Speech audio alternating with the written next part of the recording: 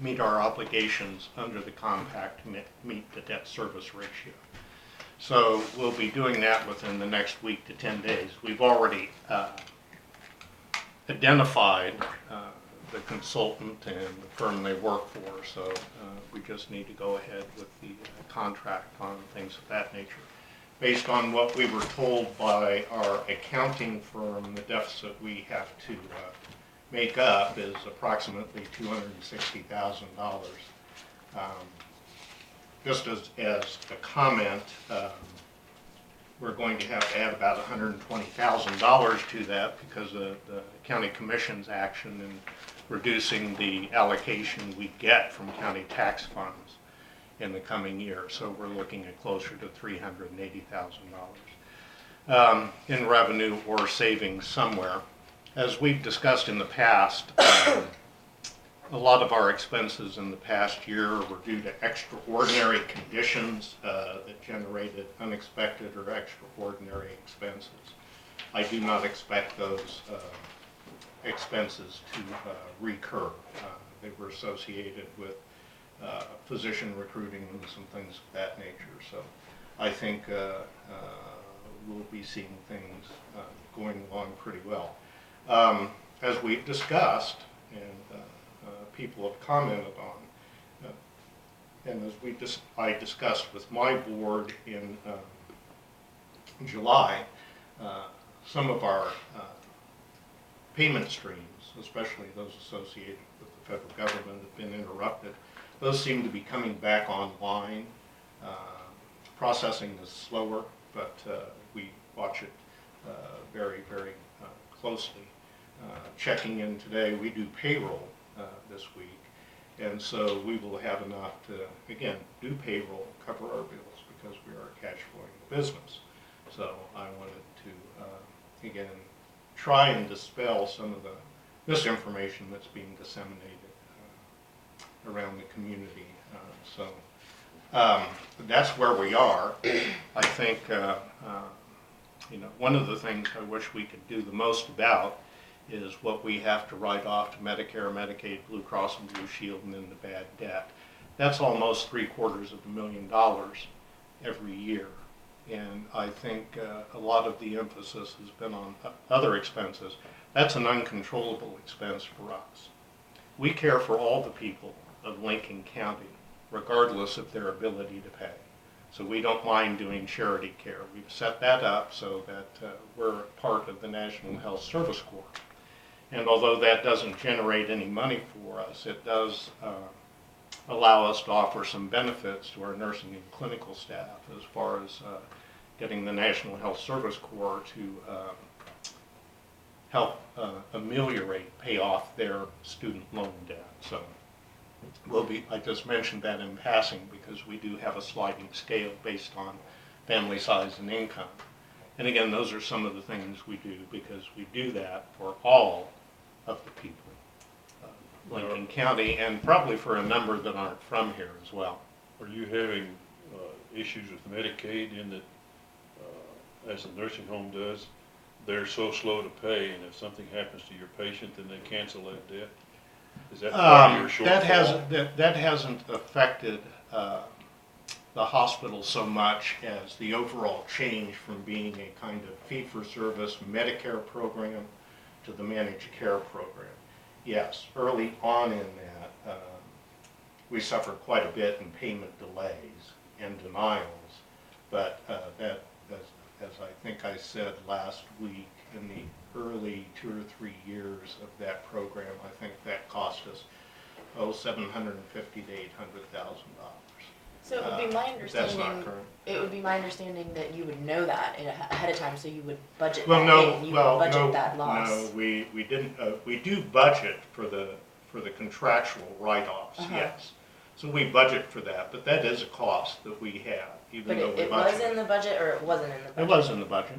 Yeah, we budget for that. So, Okay, that's what but I thought. I'm just saying that just because we can charge for something does not mean we can collect for it. No, but so you we have do the try to write-off budget for it. budgeted. Yes. You know that that's going to be We know a difference it's between. an estimate. We can't know every year exactly what it's going to be. So out of just that like we $750,000 can't know every It's a $750,000 kind of thing. Is that about every year? Oh, yes. Oh, it's, yeah. So then you have a Constant. pretty accurate guess Yeah. ahead of time. Yes. Okay. But that's again, as I was explaining last week, and as Mr. Otting explained at our meeting, is that because of these kinds of things, that's why county hospitals, on average, get a subsidy from their county of around $720,000 to $775,000 a year. And our allocation, based on the budget you're getting ready to publish later today, will be reduced from about $620,000 prospectively to $500,000. So that's of that $260,000 I need to find, $120,000 more is going to be added to that. Wouldn't it be more of an accurate description to choose a percentage of the budget that the county is subsidizing rather than a dollar amount? Because I wouldn't think that every hospital operates on the same revenue stream. So your total budget... More or less, county hospitals, depending upon their size, as the information I passed out to you last week indicates, all county hospitals that are critical access hospitals, not all, I will say there's maybe 3 or 4 of the small county hospitals that operate at an operating loss from year to year to year. And that was basically the information I provided to you at the meeting a week ago yesterday, which was that the average county subsidy is around $750,000. The median is around $790,000 in subsidies. But what is that relative to the overall budget? You're still missing that number, which would be... I bring you the absolute numbers. I mean, percentages, aren't a fair indicator of what the actual cash impact is. Actually, that's not true. A percentage would be a much more accurate description, because if one hospital's total budget is $14 million and then our hospital is $7 million, then giving $500,000 or even $790,000, what you're using for the median number, that would be a much greater percentage of half the total budget if you're operating on $7 million versus $14 million, right? Well, you can do that if you wish. You have the information. You could look up the percentages if you'll do the work. I go from the raw numbers because I think they make a more distinct impact. Well, but what you're saying is that everyone should be giving the median amount, which is $790,000, regardless of that particular hospital's I total did not operation. say that. I'd be happy with the $620,000 that would have been due to Lincoln County Hospital had the budget process remained the way it was in years past. And what was that? That, as I described a week ago yesterday, generally in June of every year, we would get a note from the county clerk that said, your mill levy amount is XYZ dollars, or you can take the 10.86, and we usually just took the 10.86 mills, which was roughly equivalent to the cash amount on the page, and went forward from there.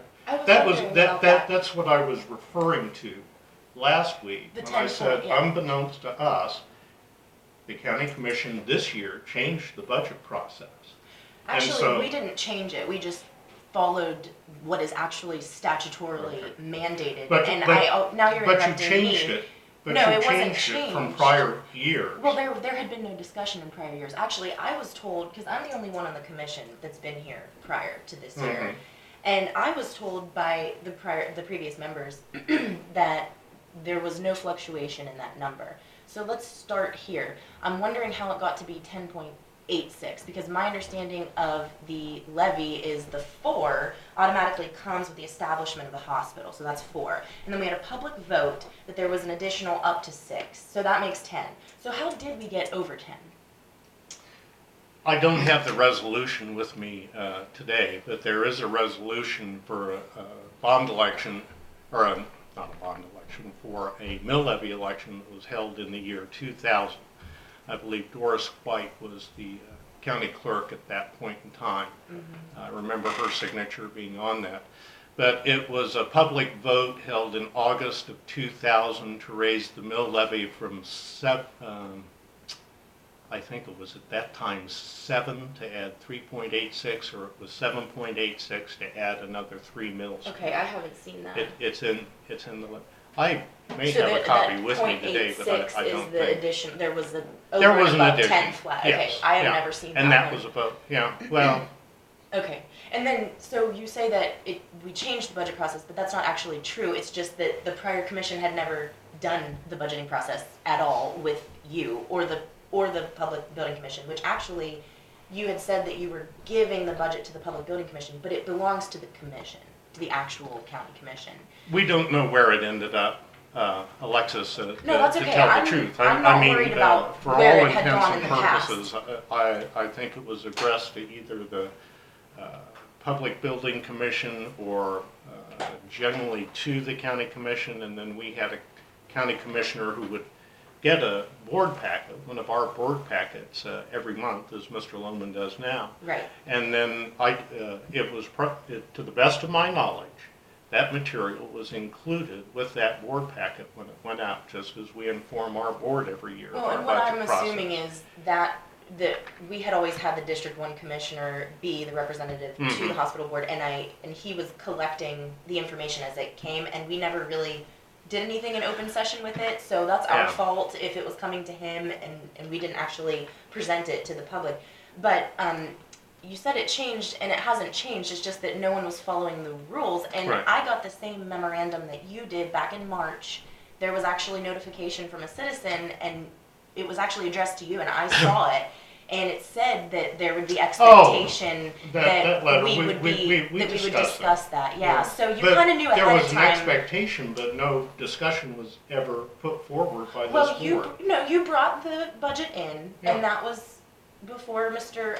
Gableman was on the commission Mhm. too, and you did bring it in, and we discussed it. I had asked about the cash balance that wasn't Right, included, because right. I was assuming, there must be a cash balance to carry this deficit, or how could you budget that way? Well, we do, and, Mhm. and the cash balance is provided every month to the county commission in the materials that we have. When we send up that whole list of our current budget and expenses, one of the top items on it is the cash balance going forward. So you had that information, but I guess because of internal processes, it wasn't getting to you. Because as I recall, when I talked to you, I believe it was in June of this year, I think that's exactly what I said. We provide that cash balance to you. I didn't have it with me that day, but I said we spoke to Eric Otting about it, it's in the and we material saw that, that we provide to you. right.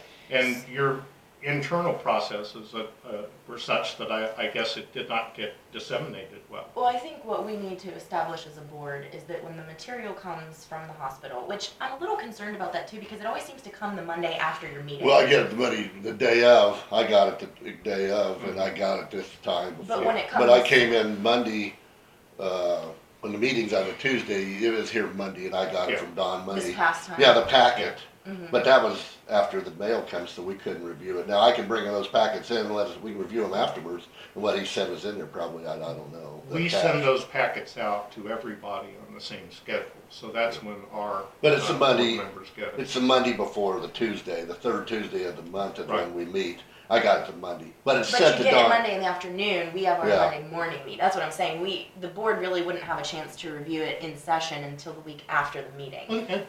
Well, yes, but those change from month to month to month, so it's, Right, we you can know, review it in you're hindsight. following along. We can review it in But I hindsight. think Yeah. it's our duty to make sure Yeah, that and we I'll bring open it. the information. And at I'll least- I'll bring those in the cash balance, and I don't know what's going on, cause I'm new and a lot of this stuff with all the information in the hospital budget, but I'll bring those in, and the day after, how about the day after the next Monday, I guess, we'll bring it in. Yeah, Yeah, I the mean, I packet. think They it needs give to us at the least be packet. presented, because when that information is disseminated, then that makes it publicly available. And That's so- fine, yeah, Yeah, I mean, to me it is, right.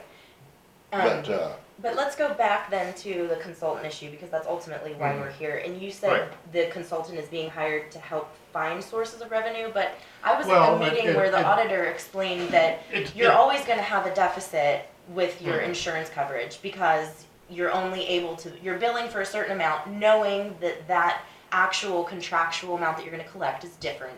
So to Mhm. make up for it, it was explained in the meeting by Mr. Otting that you really only have two options. and that would be donations and tax revenue.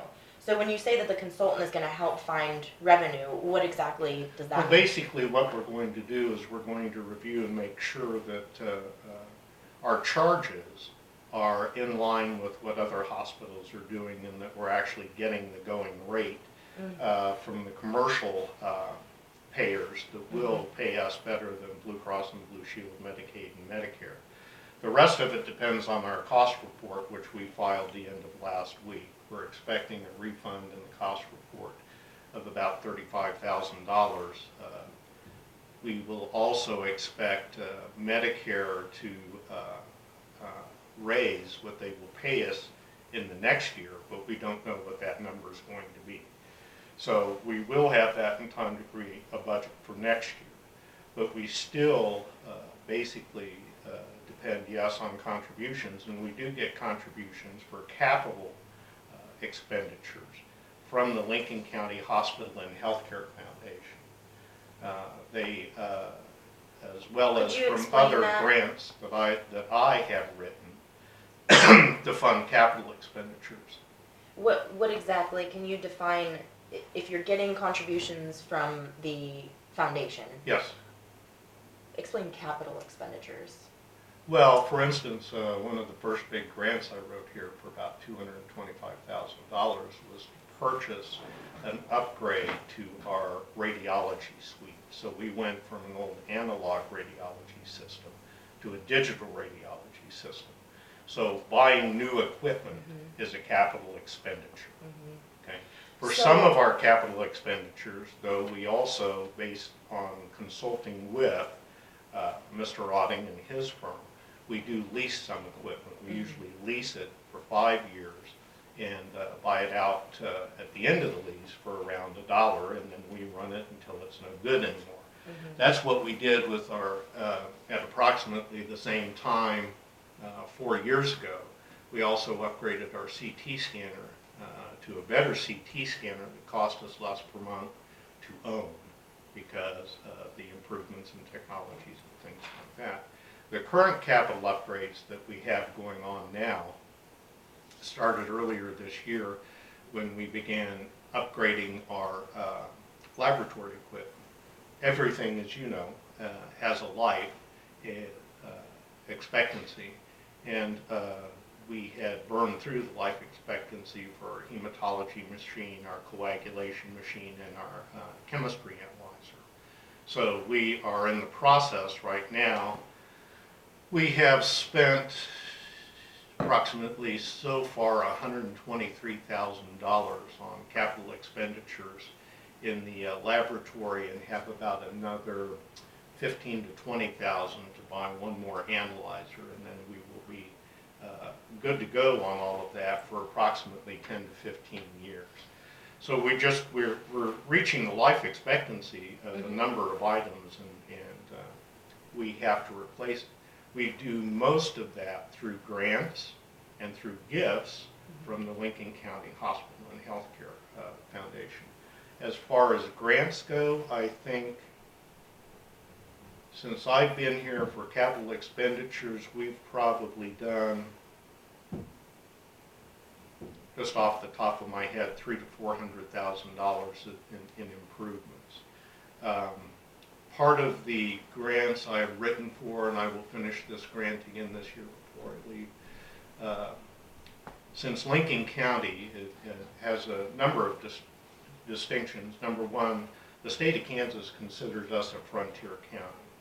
That is, we have fewer than 6 people per square mile. So we're designated a medically underserved area by the state of Kansas, and we're also a health professional shortage area, medically underserved area, as far as the federal government goes.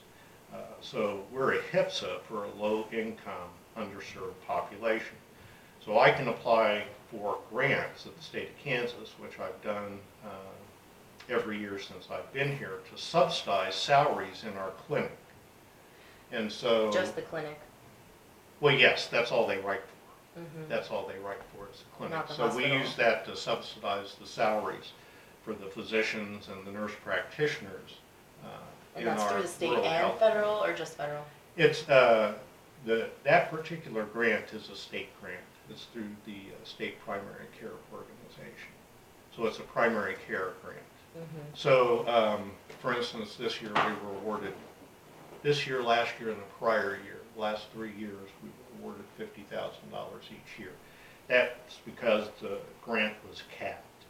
The legislature has uncapped that grant, so we'll be applying for much more. First year I was here and applied for it, it was only $20,000. But we look to write a grant for much more subsidies.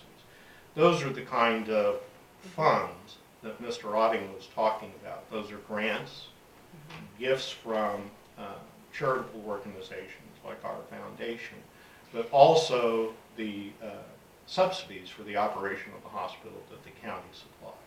So you explained that the foundation is donating gifts for capital expenditures, but Right. what keeps them from gifting money for operating or overhead expenses? Well, it's actually better for us in the overall scheme of things to use it just for capital, because it would be difficult to raise a significant amount of money to go to operating expenses. Capital expenses, we also get to take advantage of what we're losing from the remodel 11 years ago. We get to add that into our depreciation account, which is a non-cash charge, and it helps us with our bottom line and some things of that nature. But yes, trying to fund that through charitable gifts would be very difficult.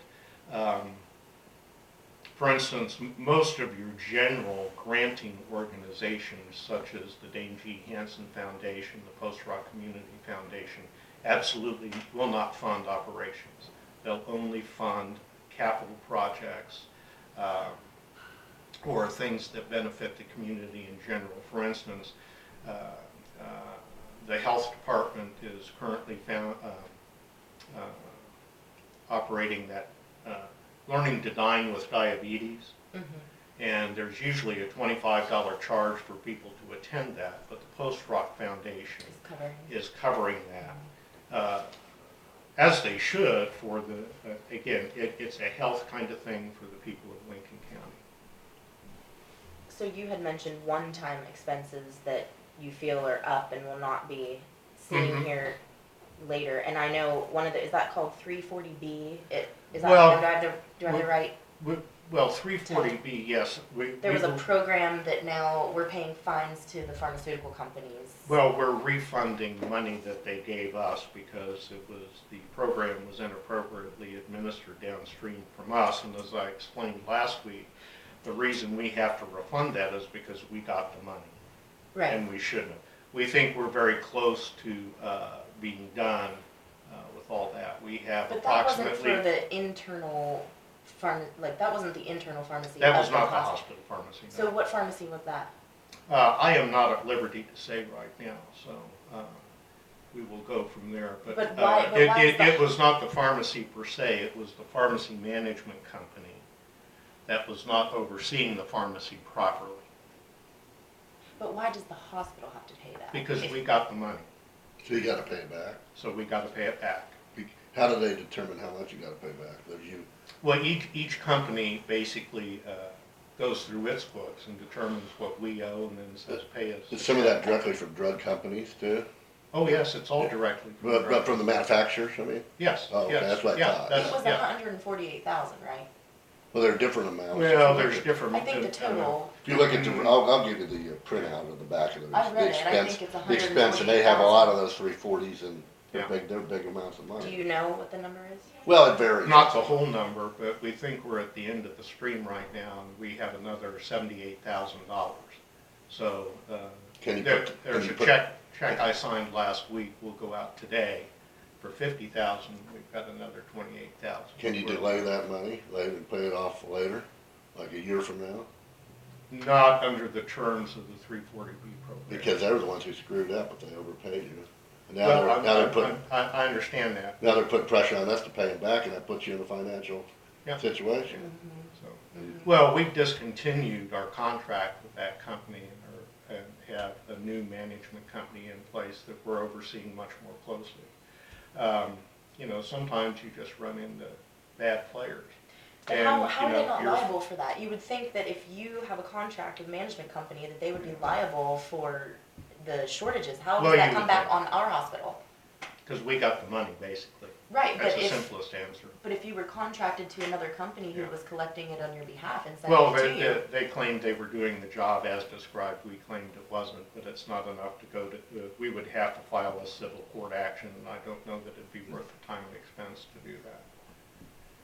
Because those are, you know, if it's determined that we would have been at fault for that, we would have been liable also probably for several $100,000 in court costs. So you just have to make a decision that's in the best interest of what you're doing to bite the bullet, get a new management firm and go from there.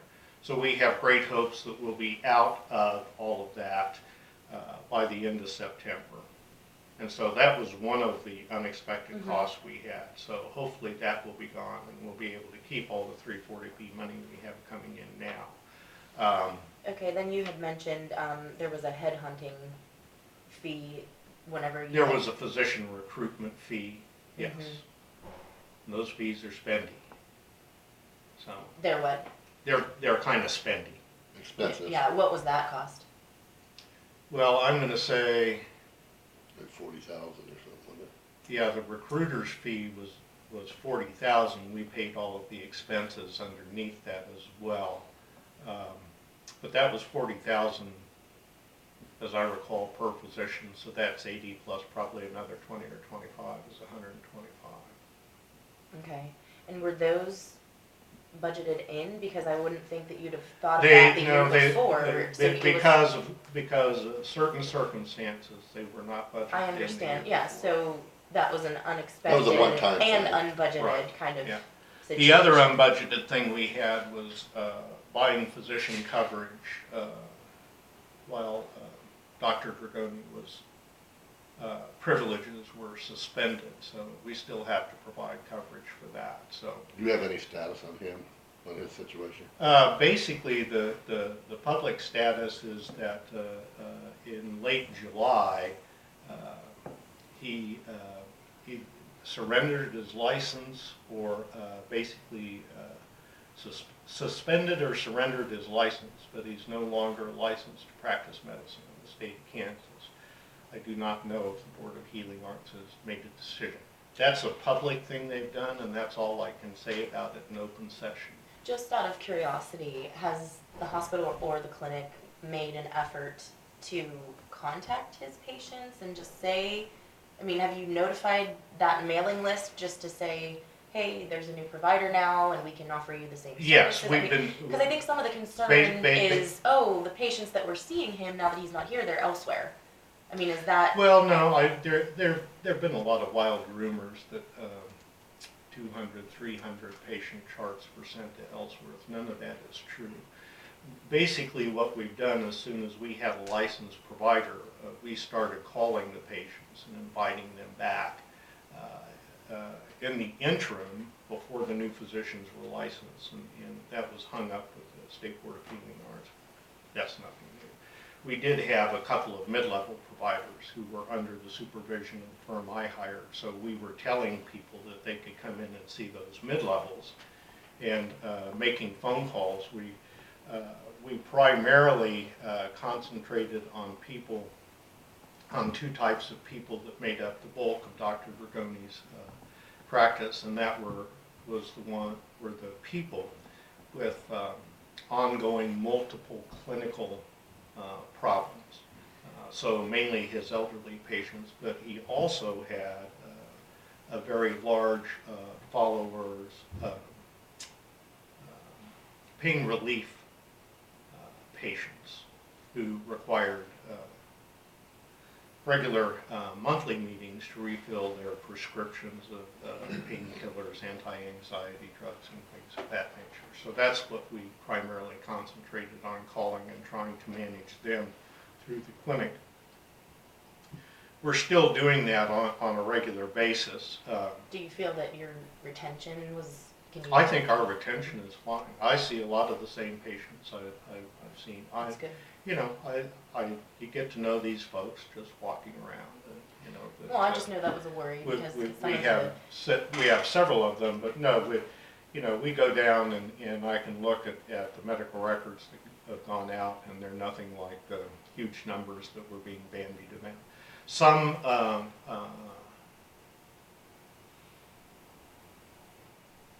left of their own volition, so, you know, yeah, they were gonna leave for a variety of reasons to do with Dr. Drago. So are we then done with his contract financially?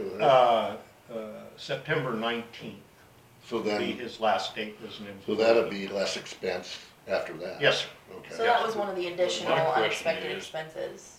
You had the difficulties with him and all of the issues back in December.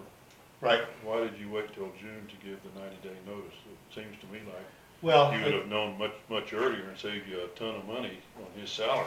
well, there were a couple of things, Mr. Gableman, and I appreciate that. We knew in October we had a problem. We had submitted some stuff to the Board of Healing Arts in December, started the process. But I was getting comments, input from the public that they needed Dr. Dragoni back. And I'm also of the opinion that everybody deserves a second chance. So I gave him what I considered a fair chance at coming back and trying to improve some of his practice habits, is the way I will put that. And that failed, and in my discussions with my board and things of that nature, and again, my decision evolved. You know, I tried to give Dr. Dragoni a second chance, and then I got to be concerned based on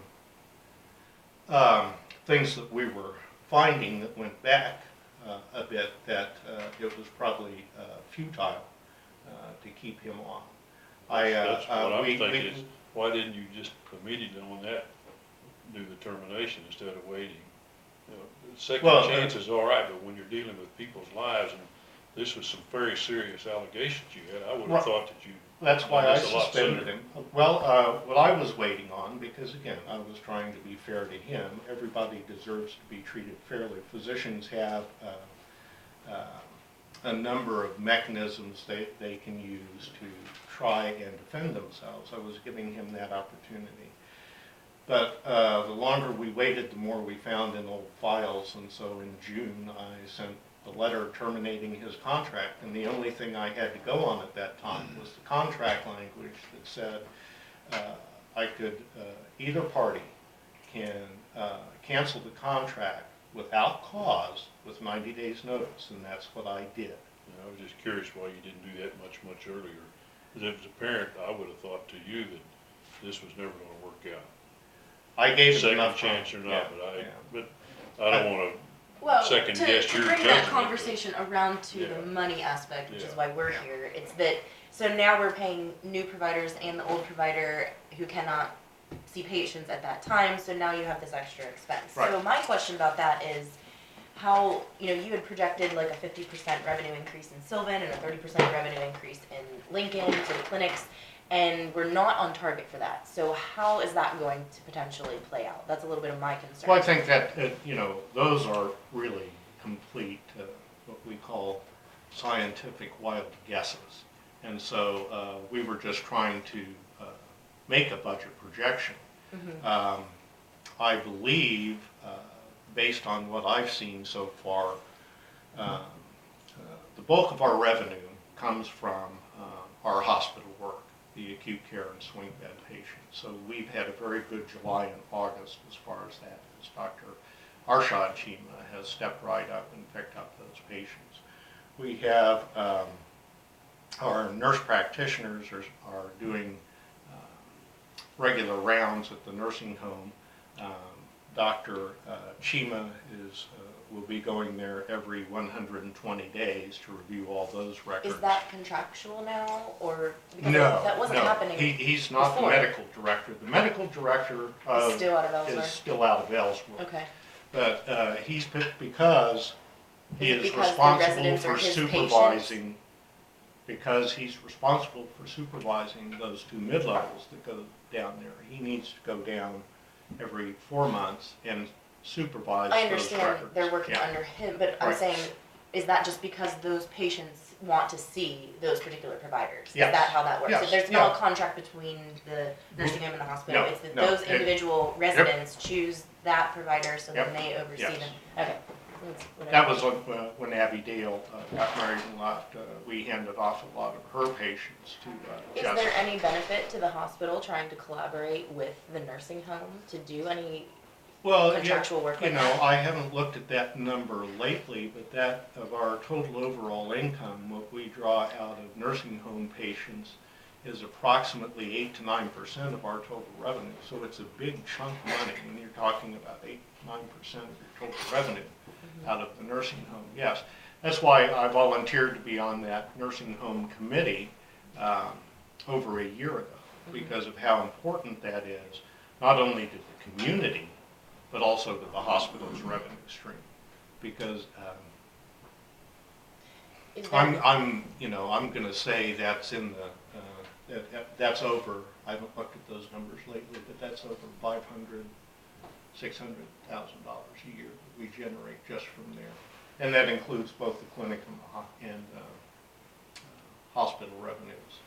Because we do a lot of laboratory for them, Well, when they're, physical therapy. things like in the that. winter, primarily they're getting flu and colds and pneumonia, and they come over to you guys and you're swing bed, right? Well, that's both from the nursing home, but the community in general. Right, right. We see a lot from the community in general. Sure.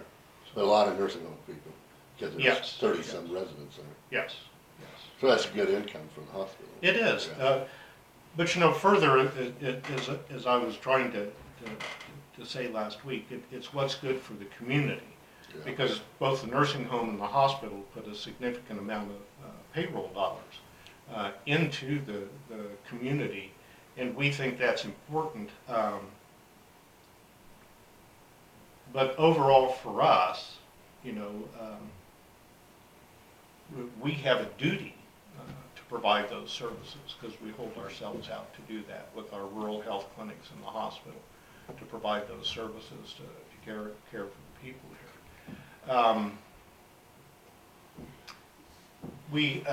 When I first got here, Elizabeth Sheldon was appointed the new school nurse, and she and Abby Dale came to me because neither school district in the county had a concussion management program.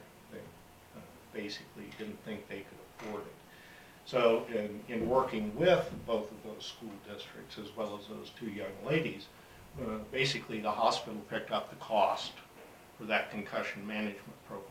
We've made a lot of parents very unhappy because we have a concussion management program, because if their child is concussed, they have to be well before they can go back to football or the more dangerous sport of girls basketball. We're seeing much more concussions coming out of girls basketball than we do football. Knees to the head and things of that nature, those scrimmages on the floor. Again, part of that was, again, the health and welfare of the community, especially those young children. And so that's kind of, When you say again, picked goes up the back to that cost- mission-oriented thing. When you say picked up the cost, that means one of your providers, mid-level, whoever Oh. maybe is going to see that particular Yes, well, child or student and we bought the software to do the cognitive training. We did training with the coaching staff. was that this of the year schools. one of the expenses, or you Oh, said that was a few that's years? part of the expenses, but that's an ongoing expense that we do. Okay. So we do part of that, Back yes. to the consultant, or have you considered talking to this consultant and seeing what the potential is for doing a long-term care unit again and generating revenue that way? Well, we don't have the space for a long-term care unit at our facility right now, and we visited with our consultant about this several times, and we visited, I don't believe since you've been on the board here, but it would take revenue away from the hospital to either have a long-term care unit in our facility or to operate one under contract. The way critical access hospitals are reimbursed, and the reimbursement method that we've chosen is based on our cost. And that cost is allocated basically across the hospital. The easiest way to do it is by square footage. Mm-hmm. So any services we provide in a facility like a nursing home, all of Adds the to your square square footage of that would be taken off of our reimbursement. So So then it would hurt us. curiously, I mean, I've just been hearing that the foundation has been acquiring property on behalf of the hospital for potential growth or improvements Right. or expansion. So the commission has never been approached about that. And I'm kind of wondering, and I know you're not on the foundation, I understand that, but I'm assuming there's a working relationship here. I think Mr. Serene, Right. you're on both the hospital Right. board and the foundation board. Yeah. So, I've been at the meetings, I've heard about that they're planning on expanding it. so how does that work with the square footage then? Well, they were planning, you're gonna expand a new clinic, right? It's a Or like- rural health clinic. A rural health clinic is reimbursed the same way. So we have a rural health clinic that's attached to the northeast end of the hospital, and we've got the one in Sylvan Grove. Mm-hmm. Those are basically both cost reimbursed as well in the same manner. And so if we do, it's a long-term project, but we need more clinic space, more outpatient space as well. It'd be a balancing act. And this has all been just preliminary stages. Again, our space here in Lincoln is very old. I believe that's late 60s to early 70s kind of space. What would And you do it's- with the current clinic if you built a new one? Well, there are several things we could do. Part of the services that I would like to find partners to operate with is, if we didn't build it into a new clinic, to offer more mental health and substance abuse counseling here. We could do more perhaps with specialists coming in there. We would remodel that clinic a bit and let specialists use it. For instance, a cardiologist, or say one of the surgeons from Beloit or Salina or something like that, to come in and see patients and consult with them and do consults. So there's always things we could do with it. But you almost never have enough space. That's why hospital construction just keeps going and going and going. It would be an opportunity to offer some new services. Speaking of that, I've talked to some of your nurses, and they were just throwing something out, which may not mean much, but they were talking possibly we could work with Beloit, and because maybe send, like, try to people, if people need colonoscopies, send colonoscopies up there, or other issues like, prostate exams. In other words, send them some more business, and maybe we could try to take on some of their swing bad people type of thing here. In other words, work with Beloit to help us both, possibly. I don't know, maybe that's I've had some preliminary discussions. I've had some preliminary discussions along those lines. And one of the things is in Beloit, the hospital is pretty much freestanding. It has an acute care wing, and it's got, for lack of a better term, a geropsychiatric wing. But their physicians are not employed by their hospital. And so it's not so much reaching a deal with the hospital, it's reaching a deal with Dr. Kincannon and his group. Okay. And they're not really amenable to doing that right now. If they're not employed by the hospital, how does that work? It's just contractual that they'll see the patients and bill them separately? Or I'm sorry. how does that work if the providers are not employed by the hospital, but it's a county hospital? Yeah, it's a county hospital. How does that work? They have privileges there. They've applied for and been granted privileges to see patients in that hospital. And then they just bill directly? And they bill all their own billing. Mm-hmm. Now, recently, Mitchell County Hospital and Medical Center did employ one of the surgeons who had formerly been affiliated with Dr. Kincannon's group. So they have a general surgeon who is on their Payroll. payroll now. Yes, Mhm. thank you. Well, is there any projection as to how this will play out with the consultant? Is Well, that person coming here? Is it going to be a series of meetings? They'll- Are they they'll coming to the come here. board? Is the board gonna be in on the decision making, Well- or how does the board play into this? Because Well, I've the been board's to pretty three- much delegated it to us, but the firm we're working for, the woman is employed currently by the Great Plains Health Alliance. They own and manage a number of critical access hospitals across the state of Kansas, Nebraska, and Oklahoma. They're headquartered out of Wichita. We have a couple of different reasons for doing this with this particular woman, is that she is an expert on this kind of thing, looking at your charges, how you're billing things, and those kinds of things. Mhm. And she's been in this business for quite a while. She worked at Blue Cross and Blue Shield for a number of years, and now, as I said, works as a consultant for Great Plains. Part of it was also the cost. We can do a study with this particular firm for approximately $15,000 to $20,000. The firm that was recommended out of Kansas City would have been a minimum of 50. Mhm. So we're trying to go with somebody we know versus somebody we don't know, that also can provide us what we think will be the service we need at a cost that's affordable to us.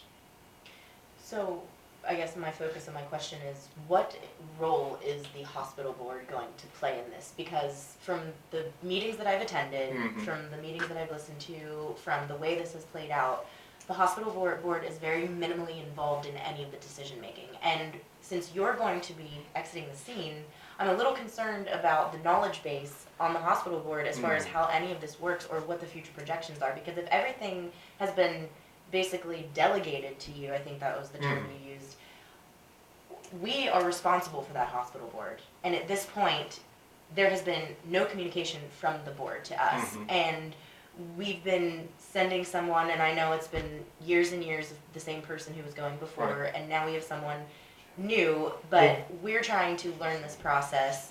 You know, at least Mr. Lohman's gonna be here for the next few years. Right. So how are you educating your board? Well, I sit down, as Mr. Lohman Yeah, has seen, every month, and I have an extensive report on what we're doing. Plus, we send out a lot of information in the board packets. I think You he know, does a good- I think what we thought, and what my board thought was going on is because you had a commissioner attending every meeting and you were getting the packet. the packet and everything, that information was being conveyed to you. Well, and I'll do a better job of that. I It- need to bring that more to you guys to show you what's going on there every month. I haven't been, I'll take some of the blame here, because I go to the meetings, but I haven't updated you and Jim and Al Joe about it that much. Oh, Ju- there are a just- lot of things we well, I don't give know. you some of that, but Yeah, but yeah. I'll do a better job of that. No, and I think you do a good job of the meeting and the book commit, of the, But I just the want to board reiterate a elections. thought here that has been going on for months. The Right. thought is that our appointed hospital board trustees believe that they are a policy-making board. Right. And I'm not sure that they truly understand that that's not true. Well- They're a decision board. Exactly. And for whatever Well- reason, the way that it has been administered for the last few years, they're really inactive, and when I ask questions, they release their responsibility to you. Right. And now I'm concerned because you won't be there. Yeah. And, you know, how Well, can we have it- the faith in our appointees? Well, I think this is a very good board, because I do inform them of what we're going to do before we do it. yeah. And Alexis, to be fair, I've talked to Alan there. He's very knowledgeable and up on the board, and so is some of your other ones. And some have left. Some are new now, like Mhm. Jim. But Alan's very up on it. I think Mr. Houston is. I think Mr. But this goes back to the question that was asked earlier by Mr. Gableman. If they were all so well informed, they could have easily given the instruction that we're going to terminate this particular contract with this provider because we know that you're hiring two to replace one. No, but I think And those- they signed off on it. They gave him the authority to do that, Alexis. I think you're undermining how much they're involved. I Right, think and- I think they're involved a lot more Yeah. than you think. they are. And let me remind you, some of the personnel decisions have to be made in executive session and not open to discussion. Yeah. once that executive session is over. And so, I you hope know, you because understand. I really do there hope you was understand, and I hope action. your board understands that you cannot make decisions in executive session. We don't make decisions, but You we just said you discuss did. it. You Well, just said you did. I misspoke. We have discussions. But it appears to me as if that's what's happening, because I was No. at meetings where there was never a public explanation that there was going to be a termination of the contract. Never. So that means you made the decision in executive session to terminate the contract, or you got their I permission. discussed it with the board, and then I told them, I basically took the action I told them I thought was necessary. But they never voted on or had a minutes note that they had agreed with that or anything. It was just, they abdicated their responsibility as a decision board. I think that is probably one of the more significant things that hospital has done in 10 years. And we're disappointed that the board wasn't in their hand and Well, foot because the doing contract is with the board, not with you. The administrator of the hospital does not hold the contract, the board does. So if there's gonna be a termination of a contract, the board has to actually make a decision. And it looks to me as if all these decisions are being made in executive session, and then action is being taken outside of the meetings, and then nothing is ever recorded. So that is a concern. And I think if the board doesn't understand that that's their responsibility, they need to understand that. The contract, it's just like the commission. We hold the contract with these other people that we're signing on to. It's not our department head's contract. That's why the department head brings the contract to us. So I'm still a little concerned about the knowledge base there and how that's playing out. Well, I'm sure we could probably argue that point. I don't want to go into it now. Are you saying that the contract is yours and not the board's? The contract Whose is the contract? hospital's. And who Contract is responsible for the hospital? You?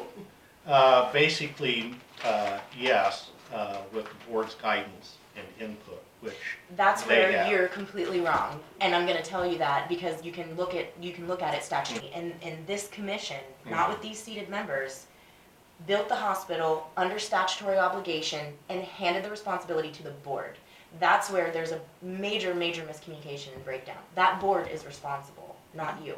And unfortunately, I think the way that the decisions have been made, the board has not been calling the shots, and that's where it is up to the commission to appoint people who understand that that's their obligation.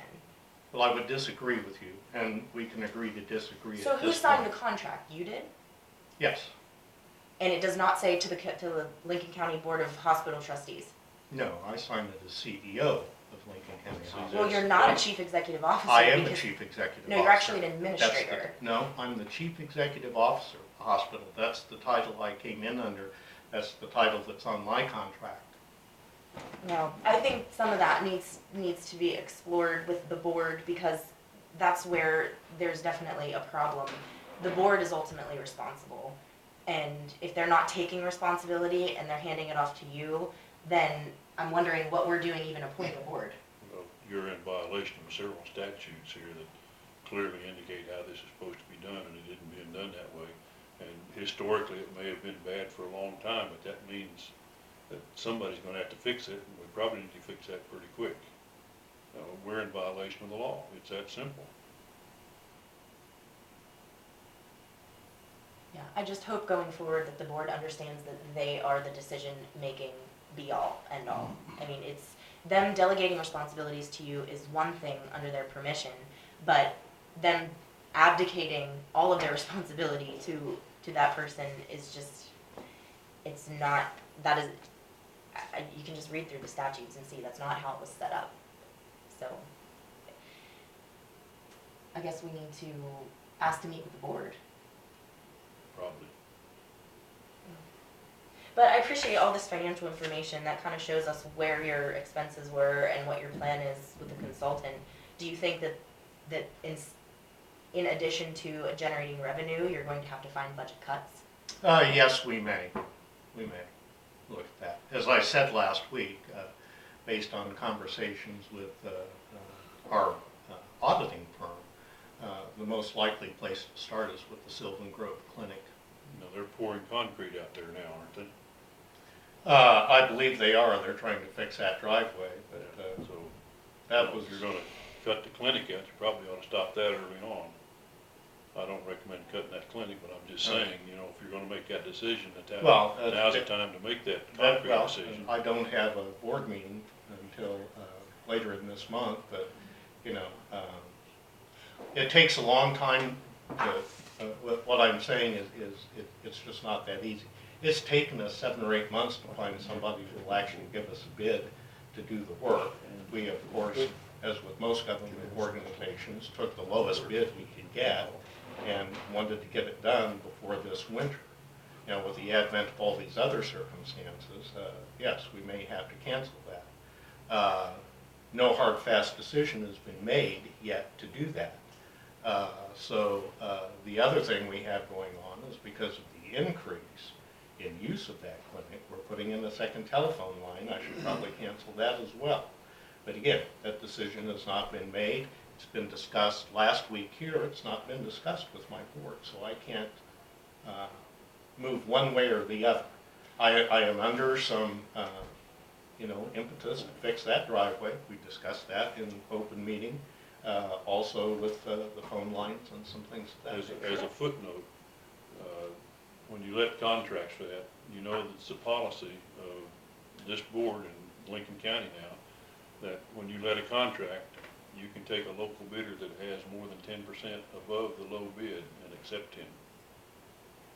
Well, this is a local bidder, as far as I'm Okay, I'm concerned. just- There's nobody in Lincoln County. I'd have to go back and look, but I don't think we got a bid from anybody in Lincoln County. Well, this is coming out of Clay Center, I think, or Minneapolis. I thought it was Tipton, so. That's beside the point. I don't wanna get no detail. I just wanna point out, we have a 10% variance. You can be 10% higher with a local contractor than somebody outside the county, and that's perfectly We haven't acceptable. written that down, I but we know. discussed it, and we agree. I mean, Also, one that's more fair. thing on you say you have about $750,000 in the unpaid bills, or is there no way to collect more of that, or go after Well, we more of collect that? as much as we can, but after a certain. Because I time, know we just they're to gonna write have a it certain off. amount of that, but that's a heck of a lot of money for your budget. Mhm. And, you know, I guess we could all just not have insurance, and we could all go up there and not ever pay Yeah, our no. healthcare bill, and we could all operate that way, because what the hell, why not? Because Yeah. you know, 750,000 people are doing it, or dollars worth We doing try it, you know? to collect it as aggressively as we can. We use a third-party collector. I had one more question that I forgot to throw in there when it was appropriate, but you were talking about the licenses being held up by the state for the new providers. Are we able to collect on fees from that time period, or is that gonna be uncollectible? Well, no, they weren't allowed to see patients until the middle of May.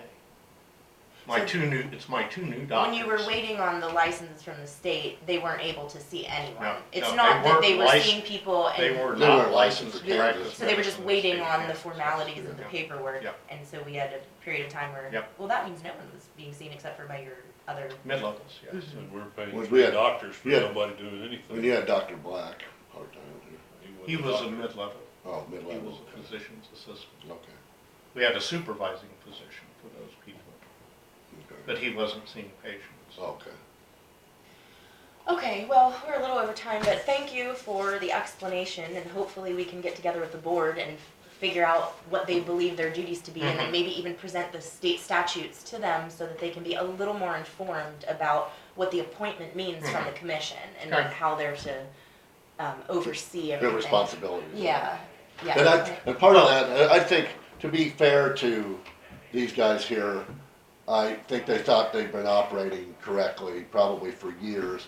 I think you, and then Alexis, and you're right here, like we go into executive session, discuss something, say, critical, but then we come out of executive session and then make a motion on, say, a Right. contract or an issue. Right. And that's maybe where they're getting a little mixed up, or Right. not following through, but I don't think they know they were not doing that or doing anything wrong, you know? So I'm gonna give them a break. I don't think it was right now. purposefully wrong, No, it's just the right. idea that you can't come out of an executive session and then just allow action to happen. You have to say what action is going to happen, and for example, when we give a job offer, we may not say the dollar amount because we're waiting for the negotiation, but we still make the motion that the job offer is happening, and so that never happened.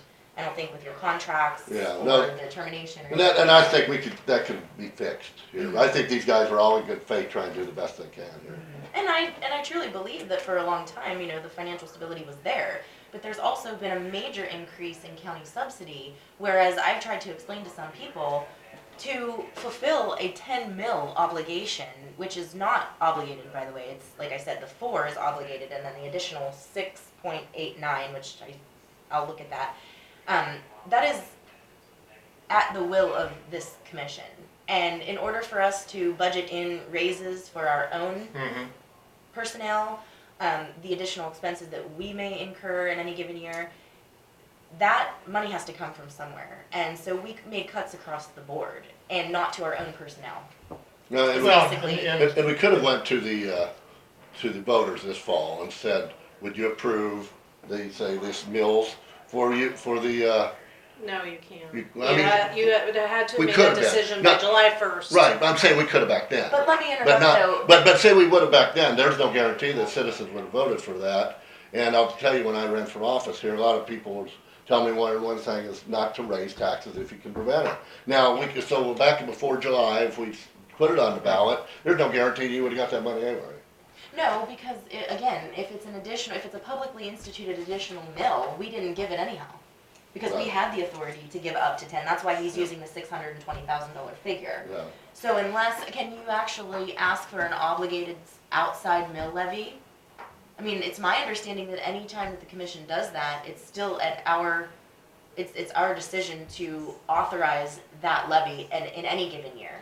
It's not outside of the I don't really know what It's your not like- question is, but the hospital's mill levy has always been a county, allocation of the county general fund. right. So it has been an allocation of dollar amounts, not an allocation of a certain mill. But that's how all the public mill levies are being taken out. We're always using the general fund to fund those publicly voted mill levies. So unless it was a separate taxing entity, like a fire district or a school district, there is no mandated allocation of funds, just the original 4 mil, which I think would be about 250,000 at this I'm point. just talking about past practice, Yeah. since I've been here and since evidently Well, before my tenure. they've been allocating out of the general fund. Right.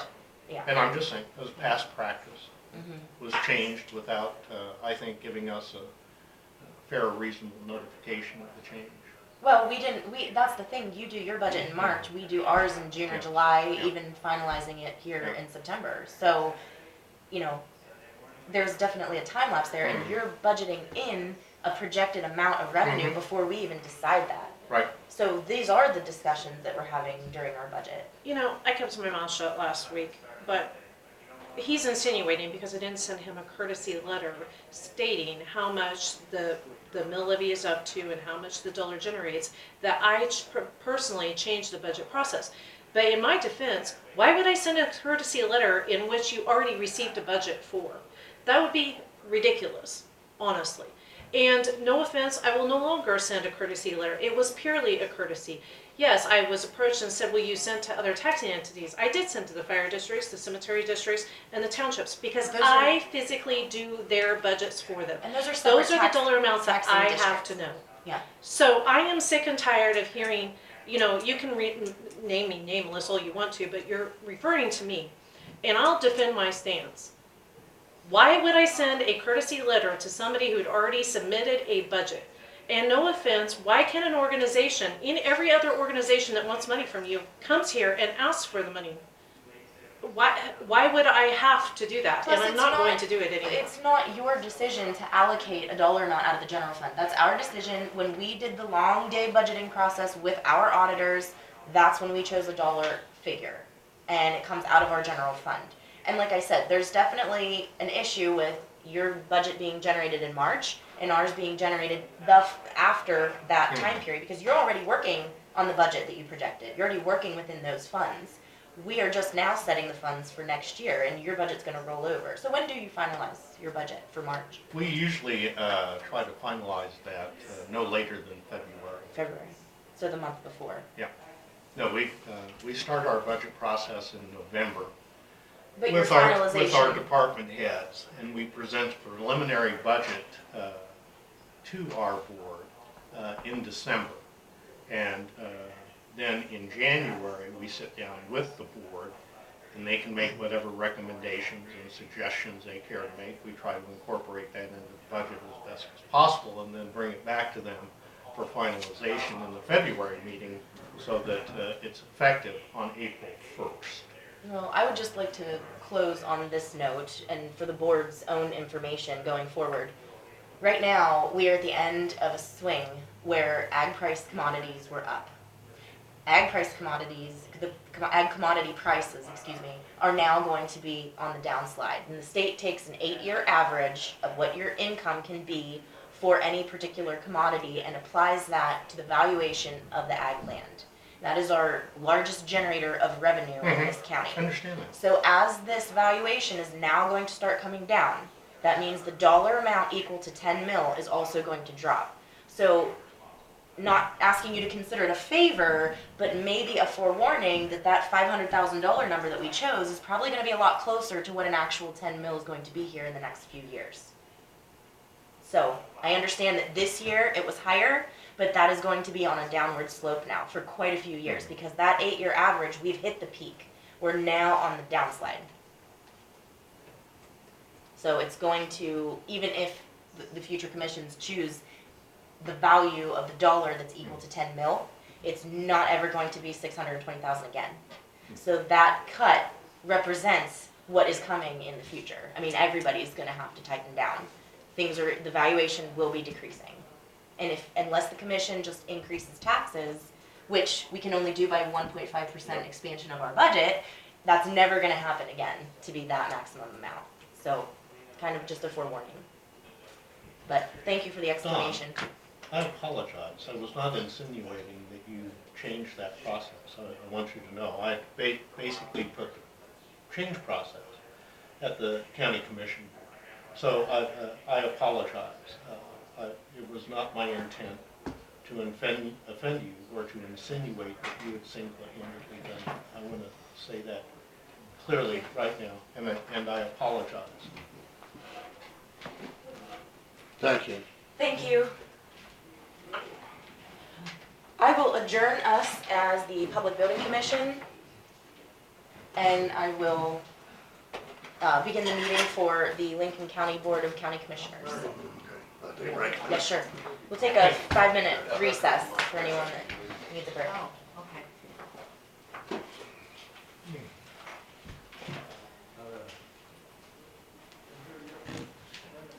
You can Well, copy this. no, you do need to spread it out. I got That that. was for him.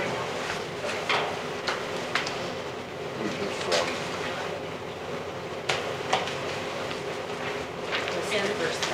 Yeah, here I am, just not doing my job today. Thank you. That's all right. Thank you. Okay. Boss? There's Bill.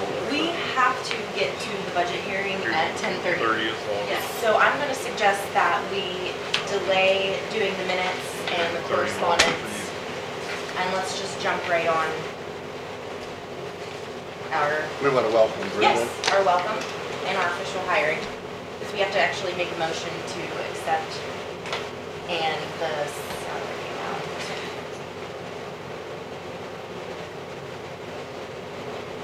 We Do you going? wanna- We already, I need a number. we already said pledge allegiance and stuff. Do we want to do it again or what? No, I don't think so. Okay. I think that's fine. Do I need to do like a monthly or do I need a monthly salaries for so that's Monthly okay? salary. So just the gross number, right? The- Yeah.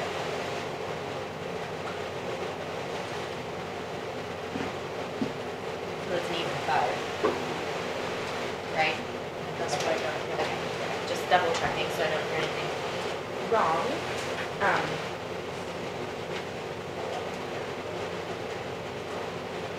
We can, And it's just McKay, right? Yeah. I've heard it pronounced it. Those yours? It doesn't matter. Those are, Try not. I think those are yours. Okay. That's a scary one. You got a agenda, a 30 and a 26 Yeah. August? Yeah. And I'm gonna ask that we do the minutes last. Yes. Correspondence, Yeah. we're just Yeah. gonna move forward. Yep. So as the current seated chair, I would like to welcome Mr. Brendan McKay on board, and he's gonna be the director of the highway department. And we're looking forward to working with you and seeing what ideas you can come up with, and you helping to inform the board and us trying to give you a little bit of guidance for whatever our 2 cents is worth at the time. We have to do an official hiring, so I will go ahead and make the motion. I move to employ Mr. Brendan McKay at the monthly salary of $5,000 as the, thank you, director of the highway department. I second say. It has been moved and seconded to initiate the employment. Is there any further discussion? Do you have any questions? Do you have any questions? Okay. All those in favor vote aye. Aye. Aye. Motion carries. So thank you for coming in today. We're running just a little bit behind because we had a meeting prior. I think I can speak for all of us when I just say that we know it's gonna take a little bit of time to get acclimated, and you have a lot of things to sort out, and you're short-staffed right now in the actual office itself. So, do we currently still have Liz coming over? I know that Well, I was don't going know. to She potentially was- end at the month, at we- the end of the month.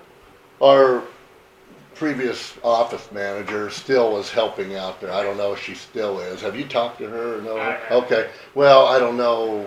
We supposedly ended that at the end of August, but she was gonna coordinate with her new employer, which is the county attorney, if they could still do that. I don't know. I'm not saying she will or not. I don't know. Okay. But what we can do too, and I can, or Jim or Alexis, we wanna get with you sometime, go down there with you and maybe have an introduction with the employees and introduce you to them sometime. I don't know, not today necessarily, but maybe, I don't know when, but, I'd like to do it today and get him started, and, well, the trouble is they may not be down there, Jim. The You employees have may to not be be at there. 1:30 though, are you talking about in the afternoon? Or? yeah, but at about 3 o'clock, I'll be available to do some more of this stuff. Well, that's And okay. I do need to talk to you about some stuff going on now, so you can decide whether you wanna do things or not. Right, and here's the issue. You're coming in at a time of a turnover and a change. We are going to employ an actual HR employee. In the past, it has always been a part-time job that was in the clerk's office because they had a lot of other responsibilities. We have an ad out for an HR person. So unfortunately, you're here without the HR person to do an orientation. So you have to do your own orientation. Well, we'll hopefully Right. help you down there, and I don't, like you're saying, Jim, to meet with the employees, but they may be all over right now working on graders I've or. seen a couple of Yes, them already. so sometime it'd be good to have maybe a group meeting with you and them, and I don't know how. Usually about 6 in the morning is when everybody shows up at the shop and gets ready to go to work. So if you want, in the morning, I can meet you over there at 5:30, 6 o'clock, and we can meet most of the people then, and you'll see what you gotta do and all that stuff. All right. And you I can, think if you're there at 6, the employees don't start until 6:30, so, But yeah, that's, This would be good. yeah. And I think Dawn is more than willing to at least acclimate you to some of the things because she receives all of the billing from the department and keeps track of all the stuff for HR right now, and so she's always a knowledgeable resource if she has time. I know she's slammed with a lot of things, but I think you'll find her very helpful. and I could contact some employees, and maybe you can, Mr. Yeah, they've I'll- contacted me, I'll call some of these guys to have them, to get with the rest of the Yeah, group. I don't have pass the the phone word, numbers to yeah. all the employees, to pass the word, so to Yeah. meet with you tomorrow morning, okay, at 6? Okay, and I'll call some of the guys, and you call Walton and some of Yeah. them, Well, okay? they'll come in at 6:30. Okay. Those 2 are there by 6, they'll be there before most of Who has the key to the Okay. office? That's probably it. Brendan, if Liz. you wanted, Is that the only one? that's I'll what meet you're you at gonna Mighty Mart at 5:30, and we'll drink a little coffee and eat a little sausage and gravy biscuit, and figure out what we're gonna do, and then at 6, we'll go over and be sitting there when people show up. All right. So if that'll work for you, why don't we just meet at 5:30 at Mighty Mart, and then we'll start the day there. That'll work. And I'll get with some of the employees to make sure they make sure they stay there just at 6:30 to, Can I introduce him to Hannah Yeah. and then maybe, okay, I'm gonna go do that. We'll have the budget hearing starting here in just a few minutes. Do you wanna come upstairs? Sure. thank you, brother. Thank you.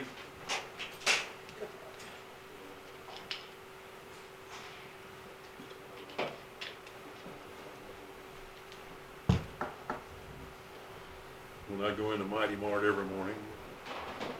I ordered eggs Benedict this morning. At 5 o'clock, is And that it what it comes is? in a regular styrofoam and it looks a whole lot like biscuits and gravy. I've ordered 2 over medium with sausage and white toast. Styrofoam looks like biscuits and gravy, that's your choice. So you can order whatever you want. But you get biscuits and gravy. Yep. Huh. He's right. We used to make, when I managed out there, we would make sausage biscuits and stuff like that, and micro nukems and people. Of course, we had 2 microwaves out Yeah. there that stacked up. Those A were lot the of good people eat times. breakfast pizza. I haven't lowered myself to that yet. It's really good. I know it is. I will say that. I was a little hesitant myself, but it is really good. I like their eggs Benedict this morning, that's pretty good.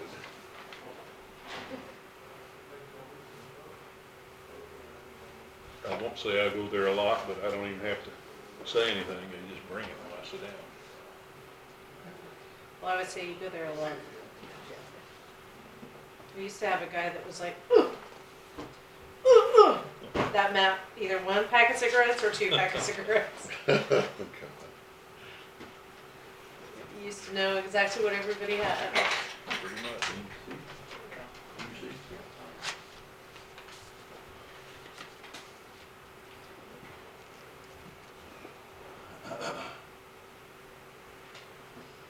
So I was down in Cherokee, Oklahoma a month ago, stopped their coffee thing, same story, same people. In fact, they even had a county commissioner down there, you probably have new. So every little town you go to in the United States, you're gonna find the same situation, some Did you little get that driveway one of them? somewhere. No, I got I don't extra. think I had the, Okay, yeah, there you no, go. the other minutes, yes. Now I have two You just don't sets. get All that right. at big towns, so. Yeah. Well, what do you want, girl? Unless you go to a mom and pop Yes, store. I have Look for 1029. pickups. Look for pickups. Okay. Okay, You can pass. I don't know if anybody wants a copy. I would. Thank you, Dawn. You're welcome.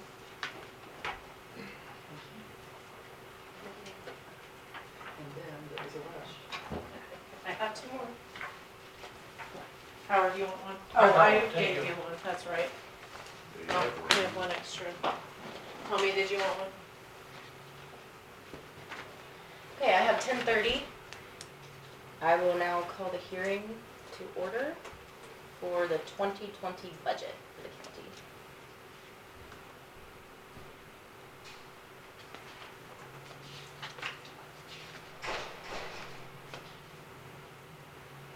This looks a little different than what you guys probably saw before because it has the fire districts and the cemetery districts in it included now.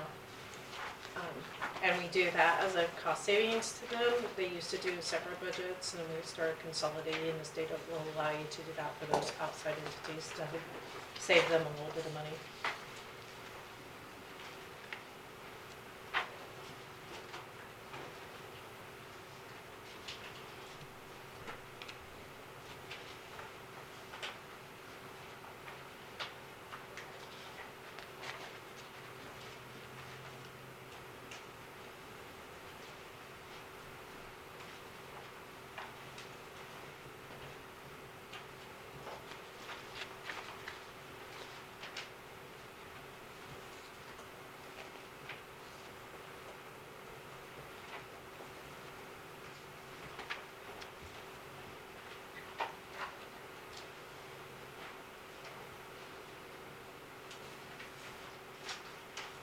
You know what I just realized?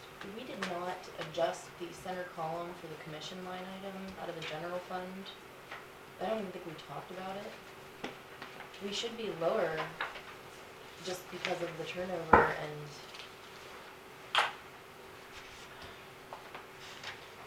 Where you at? on the general fund, which is page 7A, the top I don't expenditure, think you really will be by the time we paid for that phone okay. and then you guys to go to sit. Yeah, there of are you more gonna people go to attending meetings, meetings. yeah, okay, that's fine. I just know we didn't discuss it, and I figured we might be a little bit ahead. You can look and see where we're at. Well, it won't be that much, probably. Might make that big a difference.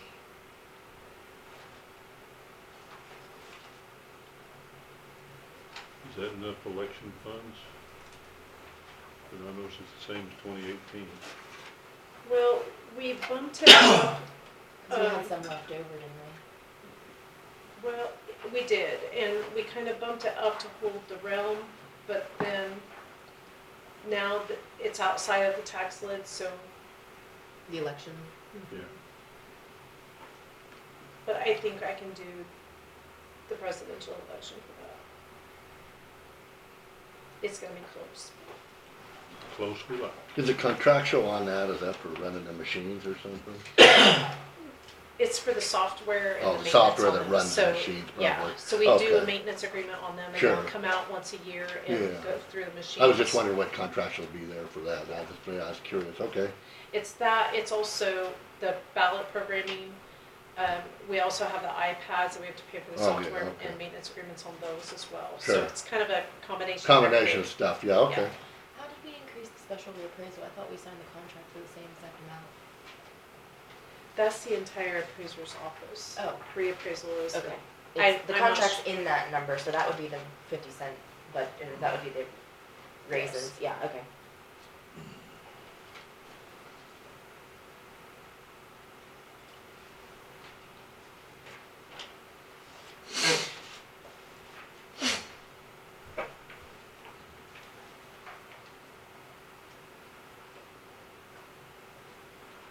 On the clerk of the district court, is that mostly salary, It's no salary, it's all expenses. all expense? They pay the salary up here for the The employee? state of Kansas pays their salaries. Oh, okay. And they do have, More times than not, this is all attorney. but they, Attorney's fee. but don't they budget in their own utilities for that office? No, Just the phone line? just the front line. I don't really know how we would allocate utilities. Yes. You would have to just split it by the number of rooms and how many people in each room, I guess.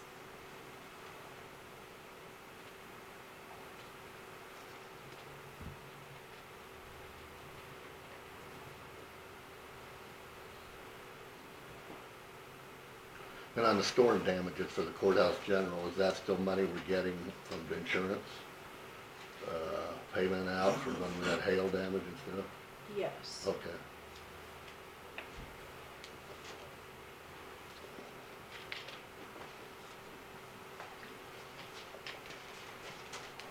Which I haven't followed up with that company again. I need to follow up and keep on top of them.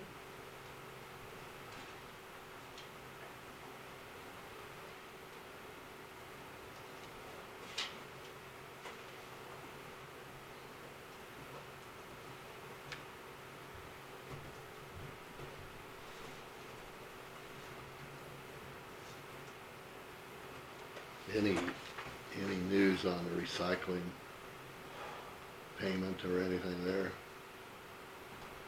Staff, you mean? Yeah.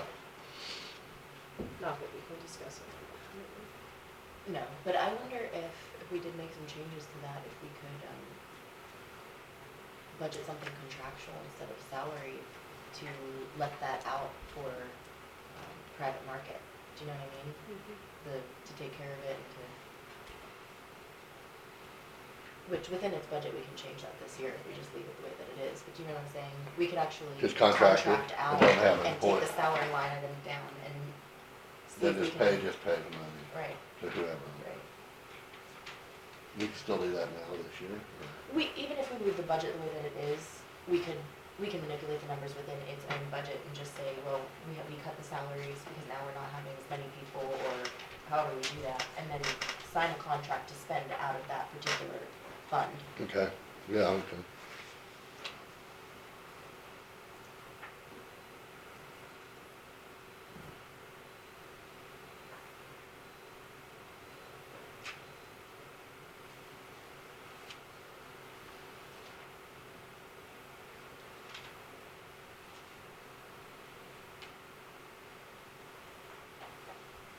Is communications outside of the tax lid Yes. because it's part of the emergency? Emergency services.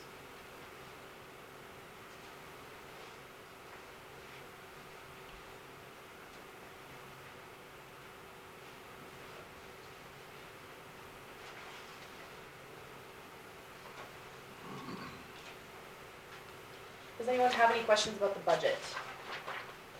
Anything that you'd like to discuss?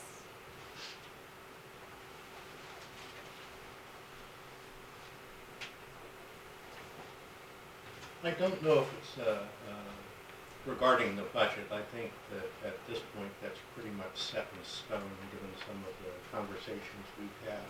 I would ask the county for $125,000 from the wind fund. I know there's funds in there that are going unused, and we can use them in healthcare here in Lincoln County. And I personally think it would be a I think good this would be use. fine for you to bring up as soon as we close the hearing. Okay. So we need to I'll just defer that finish to the you. business of the hearing about the actual budget. If there are any questions or concerns or suggestions within the material of the budget, what we've published and now what we're looking at. Let me find the valuation page here. Dawn, does this have the prior years on it like the other one we worked on? It's gonna be on page 22, I believe. Okay. Maybe that was 21. Yeah, here I see it. Okay, so total county assessed valuation is on page 21. And we had, the actual year for 2018 was 56,181,140, and current year 2019, 58,644,104. And proposed year for 2020, 61,152,457. So the total under the line items for the budgeted funds and non-budgeted, prior year for 2018 was 11,729,355, with the mill rate being 107.5. The last year, current year, 2019, 8,028,189, with the mill set at 102.15. And the proposed is that correct? Oh, I'm on the wrong one. 8,558,429, with the proposed mill rate set at 97.5.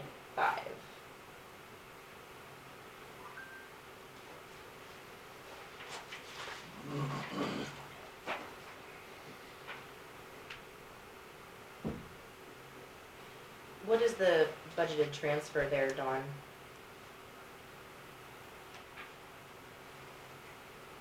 The less transfer line item underneath that results in the net expenditure? Why is I'm just looking at the difference in the transfer from the 18 to 19. I don't understand that. Less transfers, the 526,000 versus the 74,022. Yeah. So the transfers would have been what we actually were able to transfer out of all the funds, so that would The include, carryover. yes. Okay. And so then we're not necessarily budgeting to transfer any funds, but the 74,322. Is carryover. But if we have funds left over that are not spent, we'll budget to move them out. So for example, that center column is going to be big because you didn't do the chip seal project, so we'll have to move those funds out so that you have the funds available for the following year to actually be able to spend. Where you at? I'm here. Okay, thank you. Okay.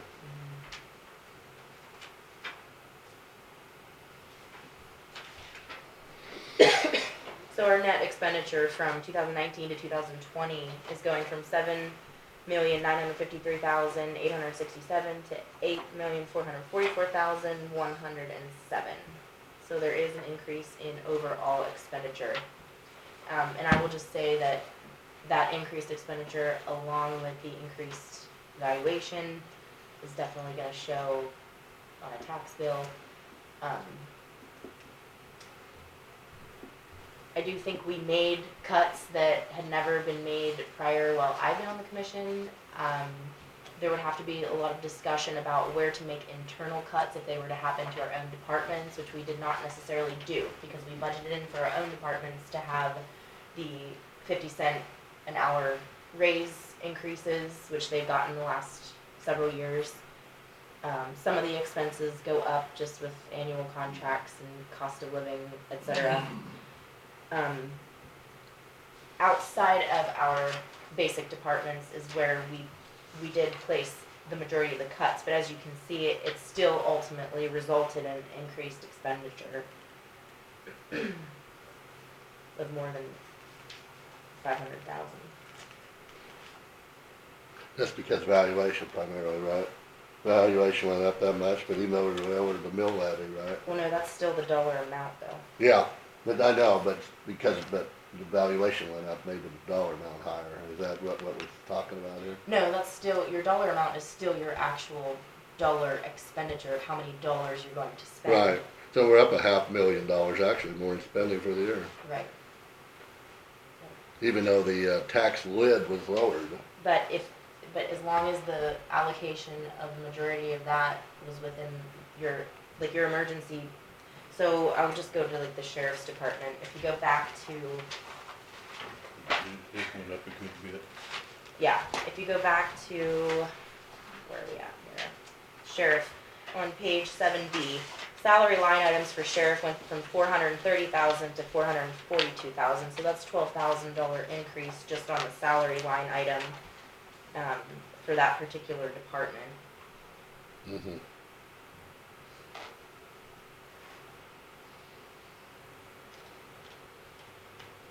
So really, if we held to the 1.5% increase for the 431,000, they would only be allotted $6,465 increase.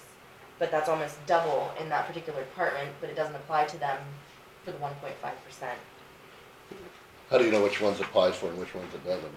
Well, it's still factored in on your bottom line, but on the outside of the tax lid, any increased amount above the 1.5% can apply to any How do we know which departments it's are in? sheriff's in- department, oh, do they? communications, EMS, and county attorney. They're the ones and that, election. they're the outside of the tax lid.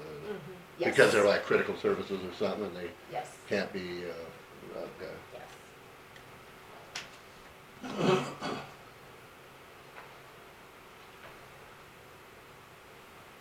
Is the court cost included in that?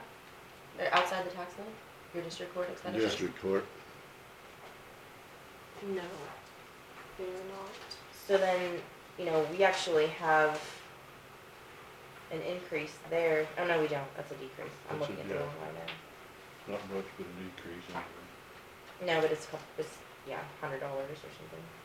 I'm being new here, Don, how come, maybe you can know, how come there was such a big drop in the total from 2018 to 19? It went from 11 million to 8 million, or Alexis, do you know that? Well, $500,000 there was the budgeted transfer. So you can budget to put into your, not capital outlay, what's the, capital improvement plan.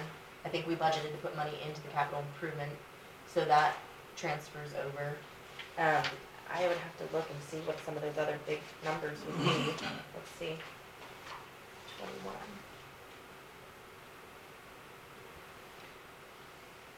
You have to remember that the variance of employees also plays a big role, because if they don't have health insurance, an employee has to be on payroll for 30 full days. So if they start in the middle of the month, they may not be qualifying for insurance for 2 months. So when an employee quits or retires, that health insurance plan stops, but the replacement doesn't necessarily start in.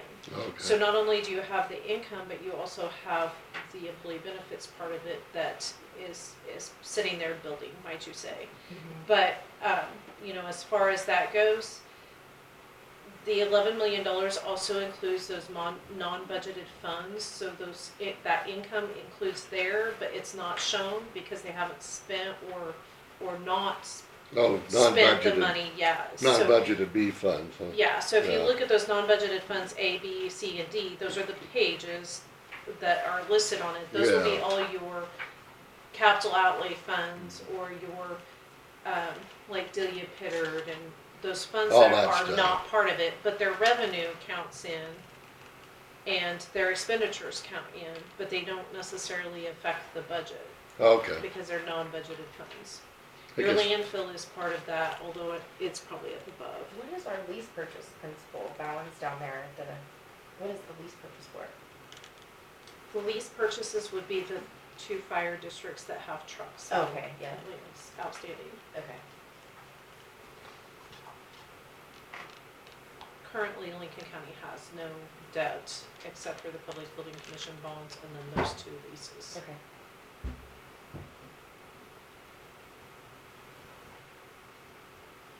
So when you are setting the rates according to the mill for the districts, the cemetery districts, the fire department districts, that's just straight mill to dollar amount? Correct. There's, Because they have statutory authority to just, they're their own taxing entity that gets this particular rate Yes. according to the valuation of the mill? Yes. And they have their own capital outlay, so if they have a cash rollover, it goes into their own capital outlay. Correct. And the fire districts use that to, be able to have money set aside to Purchases, yeah.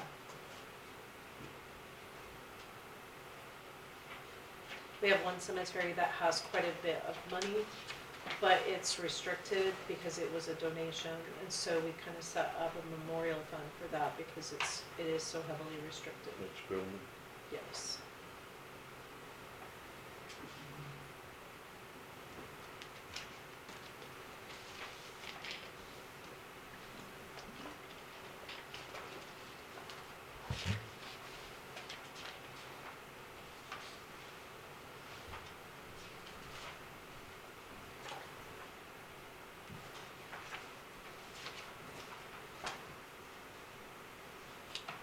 I would just like to take a moment to commend LaDonna. She's done a really good job with her budget over the years that I've seen. I mean, it's been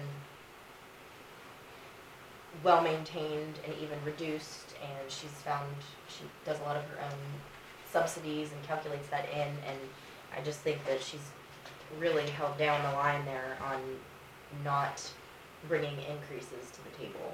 So it's pretty impressive because she's also been able to budget in raises for her staff.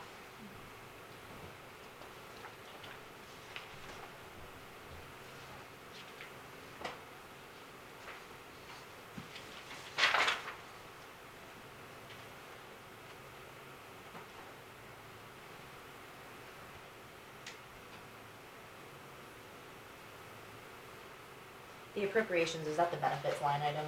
Is that they're calling it appropriations? In the general fund, Uh-huh.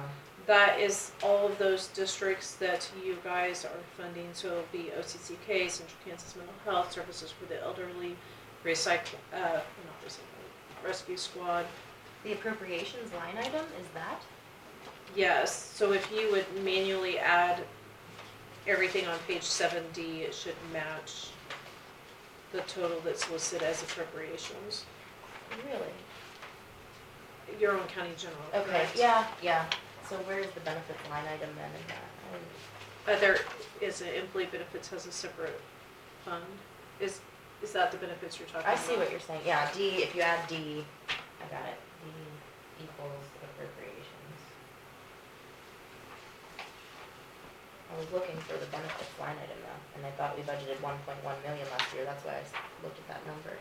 No, that would be the employee benefits, so it's Where on is page that? 12. 12. Okay, here we are. And the sheriff's department reimbursements, is that from fines that people pay and stuff No, like that? it's from the city of Lincoln and from Oh. the city of Sylvan Grove. Oh, the for their city contracts us, pays us Yes, back. Lincoln County does not receive any income from any fines that Any are fine or any- considered issued. That goes to state? Yes. Really? Yes. It's a kind of a That's not fair, misconceived is it? thought, yeah. So I just want us, for a minute, the commission to look at the employee benefits.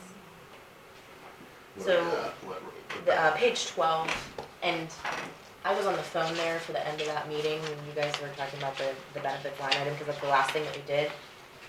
So we have an actual from year 2018 for 1.393 million, and then the current year we're at 1.529, which I'm assuming some of that is because we increased that, did we increase that middle column based on what we had left over from unutilized? No, the middle column is gonna be based upon current year salaries, so employee benefits is also your taxes, it's not just your health insurance, it's your requirement for your taxes. So if you're paying the employees out, then some of those line items you cannot adjust. Well, we had medical insurance under 1 million even, and then we have a 2020 line item for 1.17. Which I So- think the 1.17 is what we budgeted The last year year. prior, so you moved it from the middle column to the outside column, is that, Mhm. okay? Knowing that we don't have as many plans right now, cause right now you're 7 employees short, so that's 7 employee benefit plans that we're not paying for. So yeah, I think what we did was we adjusted the inside column We and moved moved that it to the over. outside Yeah. column, so then that way you have the budget authority if you wanted to do something different with the health insurance. Or you also have to realize that you guys had like 3 employees or possibly 4 employees that weren't taking the health plan, that Might have to now do that want now, to take the yeah. health plan. Yeah.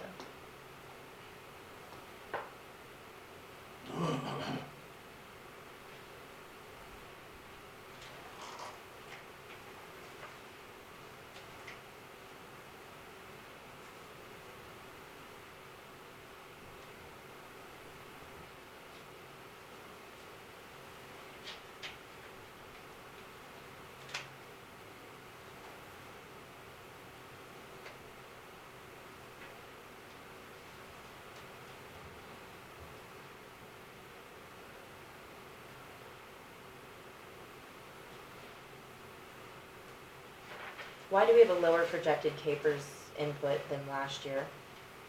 I don't remember talking about that.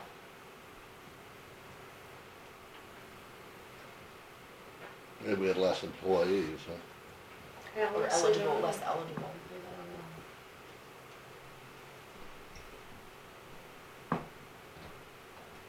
I mean, we have an increased social security projection, That one might get us into some trouble.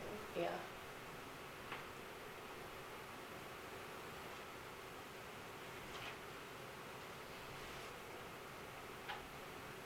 So, would we wanna look at shifting some of the medical insurance line item into the capers line item?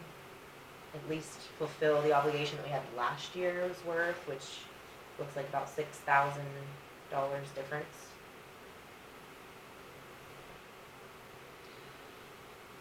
Let me look and see. Ultimately, it doesn't really matter where the line item is at, it's the Yeah, the bottom line. dollar. But let me look and see, because he had a formula with that, it may be that this year with the loss of people, That many people that were capers eligible. yeah. That the 243, Was covering the ones that we know are eligible now. but the 249, he might have just missed that one, reducing it down. Are most of the employees capers eligible, or do they Every- accept it? Everybody is capers eligible from day 1 now. But do they accept it? Do you have anybody that doesn't take it? You can't deny it, you can't decline it. Only elected officials can decline it, Okay, but employees cannot, and they have to be in a capers covered position, so they have to work at least 20 hours or more and be offered it. okay. So part-timers can't get it? No, so that's part of the reason why we try to keep them under the 20 hours, is so number 1, we don't have to pay capers on them, but also number 2, so we don't have to offer them health insurance. And you don't have unemployment tax on part-time either, do you? No. Yeah.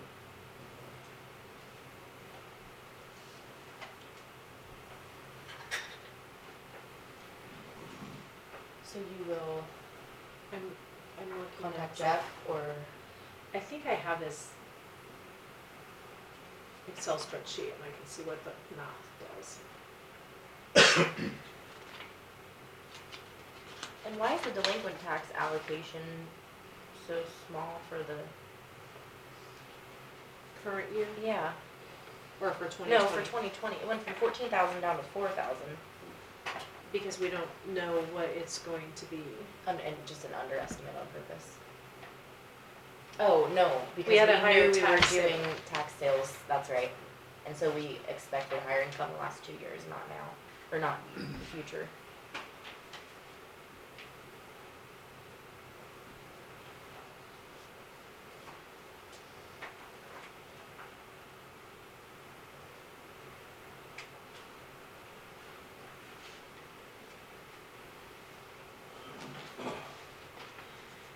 Do you have any other questions, points of discussion?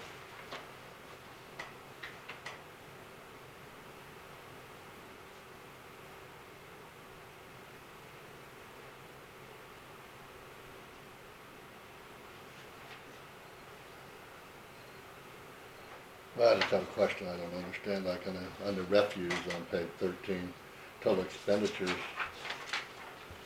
for 2020, that goes up to 393,000 from 288. Okay, because it includes, if you look up to the next line item where it says reserve for future period, he's giving you the budget authority to spend every dime that you have should you have a catastrophe and need to spend it. So Oh. that's basically what the cash carryover is. We're not transferring it out of his fund or depositing it someplace else. We're leaving it within that fund.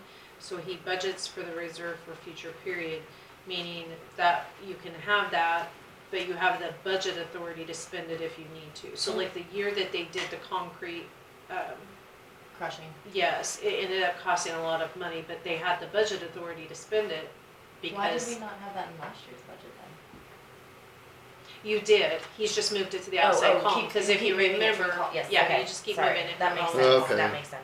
That's confusing to me how they manipulate these numbers like that around.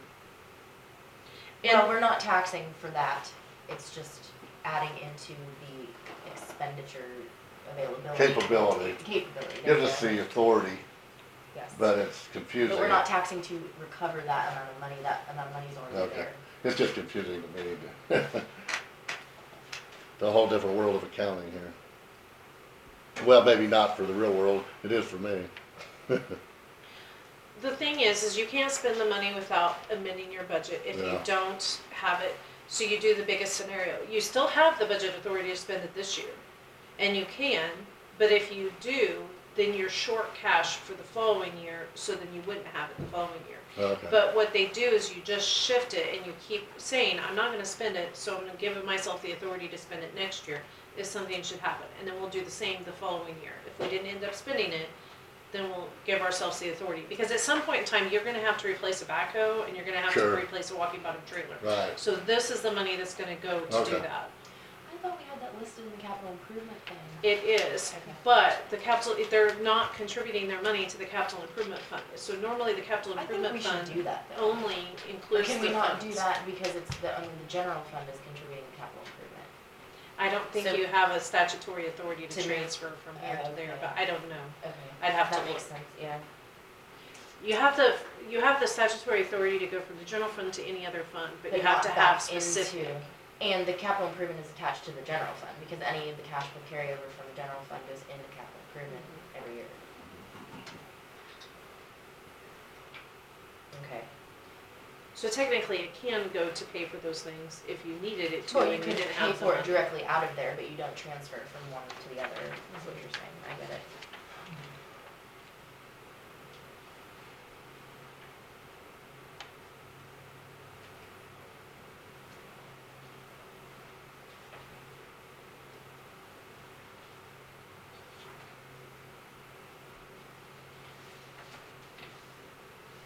Okay. If there's nothing else, I guess we need to, I guess we need to take the vote during the hearing, I suppose, right? Or do we need to close the hearing and then vote? Close the hearing and then have a motion to approve. Okay. Anything else? I will close the hearing for the Lincoln County budget for 2020.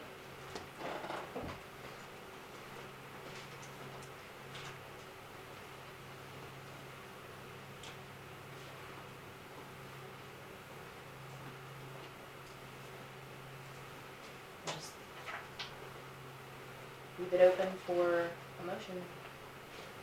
I move we accept the 2020 budget as indicated in the attached form. I'll second. It has been moved and seconded for the adoption of the proposed budget for the year 2020. Any further discussion? I would just point out that the increase in expenditures and valuation is gonna come down with the tax increase. I know there are both sides of that. One is that you can't avoid it because of increasing costs. And the other side is then you need to make the appropriate cuts to reduce the overall amount. I do feel, I'm very appreciative that you guys worked on the budget a lot this year. I think in years past, I was learning, I'm still learning. You never have all the information, but I appreciate your input and your willingness to discuss everything. I think I struggled with that in the past, trying to figure out how that works or having anybody put some real thought into it. I appreciated us working on it a little bit, or at least coming to the conclusion that we would start with last year's numbers and not just start with all of the inflated numbers. That was really helpful. So hopefully you guys can remember that in the future. So we are approximately with 500,000. Now, just would you have elections for anywhere where you would like to see cuts? I mean, if you could, I'm not suggesting you would, but as we went through this and we lowered the tax lid was lowered on us and we made cuts here that some of the public does not like. And still we're 500,000 over onto the taxes, so I personally don't see where I guess we can always cut somewhere, but I mean, but if you wanna keep employees and you wanna keep benefits and you wanna keep raises, we've already had employees leave because we do not pay very high.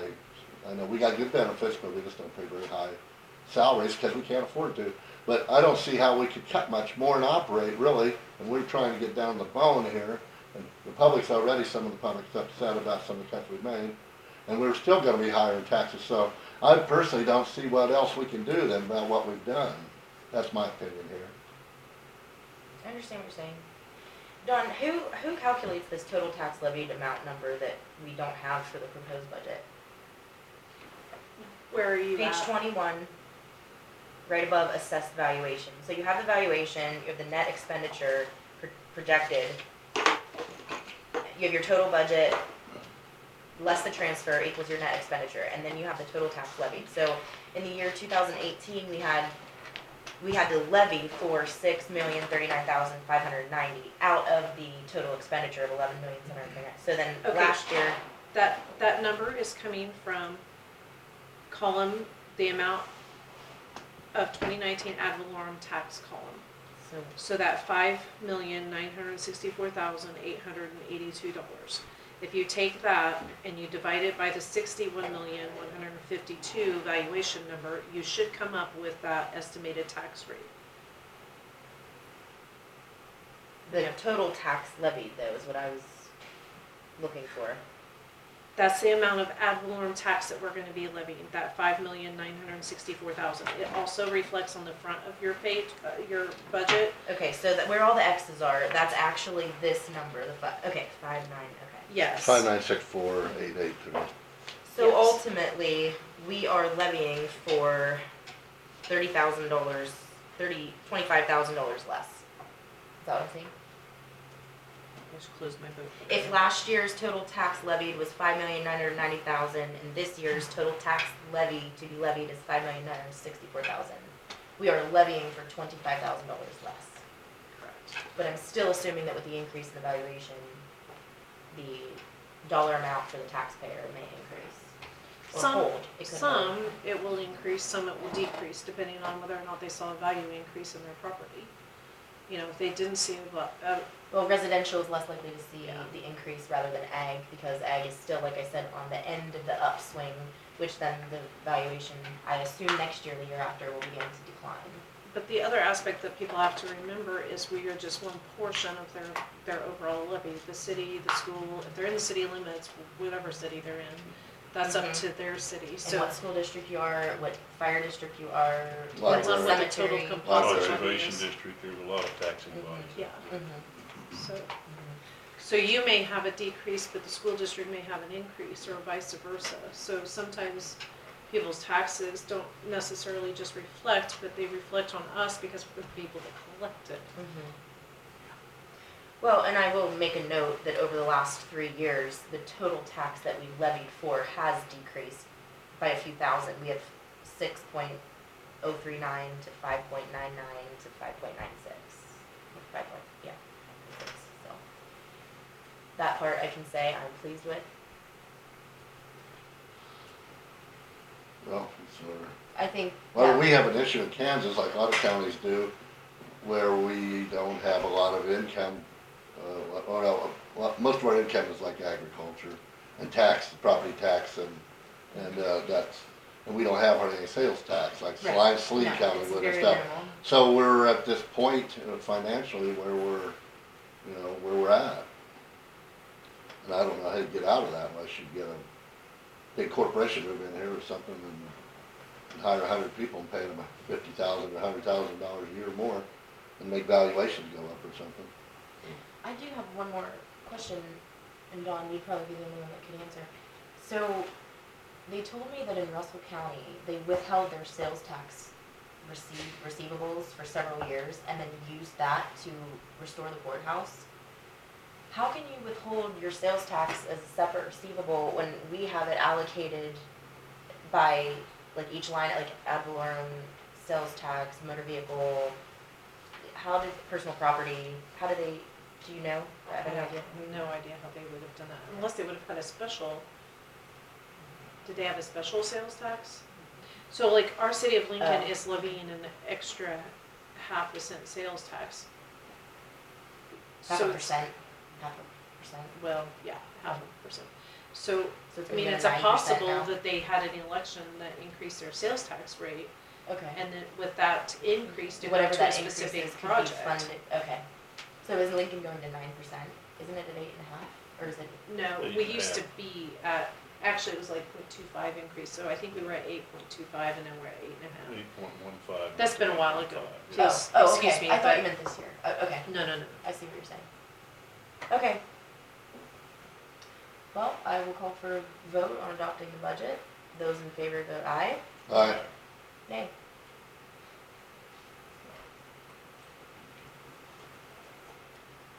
That concludes our budget hearing, and if you have any further questions, we will be here every Monday. Or Tuesdays on holiday weeks. Okay, I would like to make one request to the commission if I could. I would like to be able to write a grant for more than is generally allowed in the Wind Energy Benefit Fund. I'd like to be able to write a grant for approximately $125,000 to basically make up the difference in our budget. Because those grants are available, but not in the amount I would like to write for. so I'll give a quick overview. The principal balance we are holding in CDs currently, the county is. And then the accrued interest, as it is dispensed, goes into a separate fund. Understand And the interest is then expended yearly by the economic, the web board, yeah, for lack of a better term, okay? And that interest has been, I would say, in the last couple of years, 40,000 a year. So whenever we get I'm sitting on that board currently, and when we get the grant applications at the meetings, we get them quarterly, we disperse the funds. I know for 2019, there is approximately $11,000 left of what has not been spent out of the 40. It's like a 40,000 odd number dollar of interest. So You may want to consider a change to that, is what I'm asking, to make those funds available to fine the Council on Aging and some of the other non-departmental agencies you cut to fund the reductions in this year's county budget, just as an alternative. So, to continue, the commission has sole authority over the principal. So last year, the commission actually voted to disperse money to both of the schools in a specific amount. Yeah. And I guess there really wasn't a grant process for that per se, but there was some discussion and Well, I they think got. it was built into the wind energy benefit, on No. the last set of, well, I don't know that I've got the term correctly, but I think that was built into the Those are part two, of the you're pilot. talking about two separate things. Part So of the pilot thing. Right, for you're the talking about money. two separate Yeah, things. Yes, So the commission actually made a motion and spent money out of the principal balance and Mhm. gave a dollar amount, a specific dollar amount Right. based on bids to two of the school districts. Mhm. What you're talking about is a percentage of the actual income from the contract for the pilot money is now being allocated to each school district according to the amount of towers and the money that And where they is are, generated yes, within yeah. each district. So those are two different things. right. And thank you for clarifying that, because I'd like to go for the bigger piece of the pie to basically fund some of the social services. You're cutting either at the hospital, the council on the aging, and then also some of the funding cuts you made to the nursing home. If you recall our earlier conversation, income from that long-term care facility is very important to the hospital. I think supporting the county council on aging and their feeding programs and other programs is very important too. So a And clarification I'm there. just asking.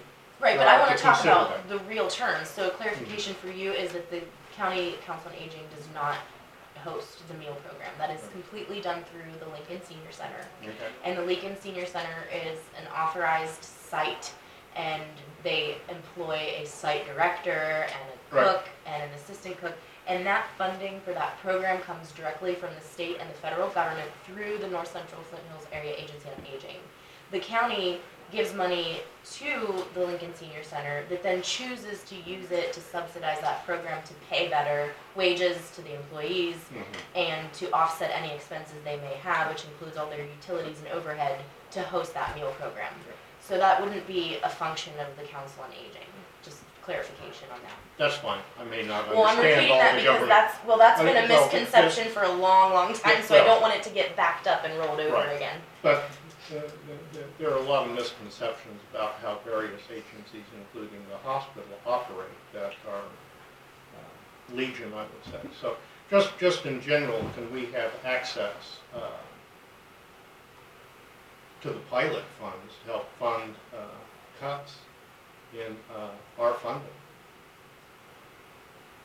What, you were talking before about, some, a certain percentage now goes to our schools, is that right? Yes, and I wanna say it was 30% of the. Every year? Now for this new contract. The When first contract that was signed, it was not, and then there was a renewal. And upon the renewal, 30% goes to, is it US 30%, Dawn, of the new contracts for the pilot money is going to the school districts from whatever's generated within their district from Let me look the up. agreement? is that equal for both Sylvan and Lincoln? Well, it doesn't equal to it's not the same dollar amount They go because there are probably- less they towers probably- in Oh, they USD go by, 299. they go by the per towers for the district. Right, so there are less towers in USD 299, so whatever 30% is of the generated Of revenue that there. district, okay. Right, and I think it's 30, but I might. I'm looking at that right Well, okay. Do you have a guess on how much we have in the general fund of the web fund? It's like four million or something. Yeah, I think it is over that, actually. I have her treasurer report here. now. 35%, 35%? yes. Do you have the amounts what we have now in the web fund? I can look it up.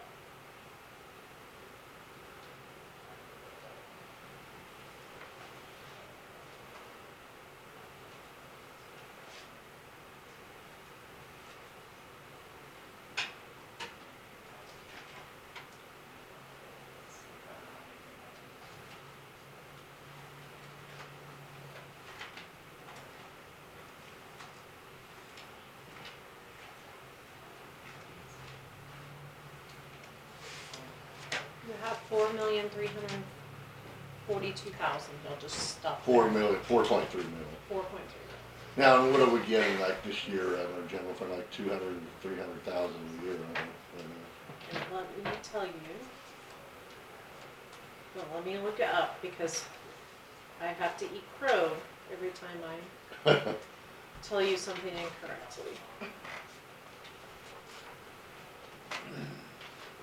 We don't mean to make you eat crow, don't I know. Well, I am learning to refrain from speaking until I know the answer. So,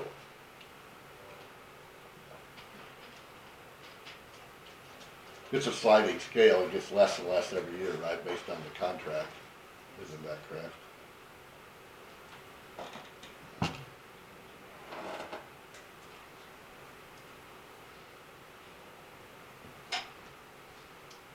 Yes. okay.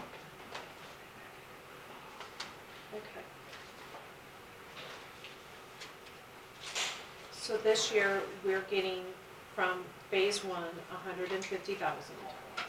From phase two, 220,000. And from post-rock, which is the third, 172,800. That's our share, that's not, is that total or? That's our share. And that just our share. 35% of more, another part goes to the schools, which would be 35% of something, the total amount. Our So share, that's our share is 65%. 65%, yeah, okay, what you quoted, okay. So our grand total is $543,000 a year, which is down compared, Well, it keeps dropping from year to down year. compared to the But if we 667. are talking about repowering it, then maybe that'd be renegotiated, that's later on, that's, It won't be renegotiated because when they did the agreement in 2017, it was already negotiated that it would be restored back to the level in which it was being funded previously. okay, and that goes way back to what, 2008 or something, when they originally started, or something Well, like that? what it would go back to, now mind you, you have to remember that 35% is gonna come off of this number, but Right. what it would go back to is 200,000 for phase one, 294,642 for phase two, and then we would have to remove. So we were receiving for both phases $494,642 a year. You'd have to take the 35% because the new agreement says the schools get 35%. Okay,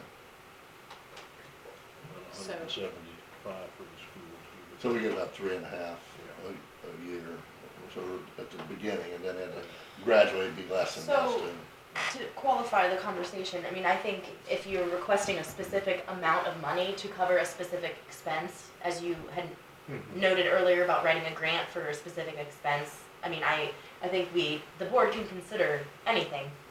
I just would like to reiterate though, that as the valuation is going to come down in the near future, so will that subsidy. So I think having a board approved projection of what the decreased expenses will be or what the decreased need for subsidy will be may be appropriate to combine as part of the information to us. Well, I would like to reiterate, I don't see a reduction in our expenses. I don't, and of the nature you're describing, it's going to continue to be expensive to operate small hospitals in small rural counties. We can only cut so much. This is not something you can cut your way out of. Because like you, we have to compete for employees. And the way things are looking right now, as I get ready to go into my budget period, I want to be able to give raises to my employees as well. And I've got to find the funding to do that. And cutting one-time expenses, is part of that. But, the inflation that drives the cost of pharmaceuticals and other medical supplies is not ever going to abate. It will continue to be very expensive to operate a hospital. And you basically, as I said in our earlier meeting, counties fund quite a bit of that operation. And we're doing our part to write grants. I'm looking for more funding from the county, hopefully so I can give raises next year. How is the jail being billed? So, for example, anytime... I'm sorry, what? How is the jail being billed to the hospital?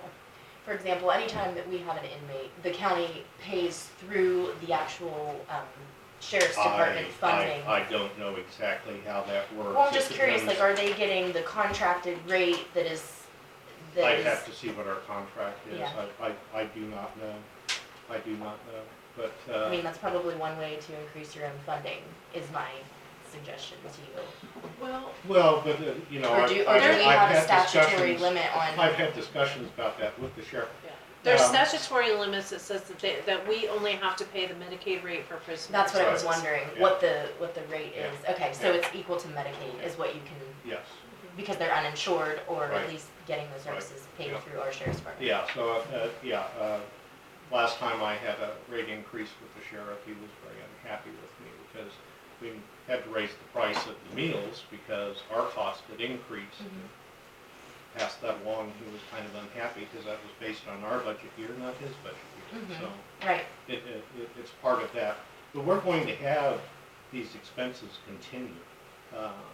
You know, competition for nurses is very, very competitive in this area.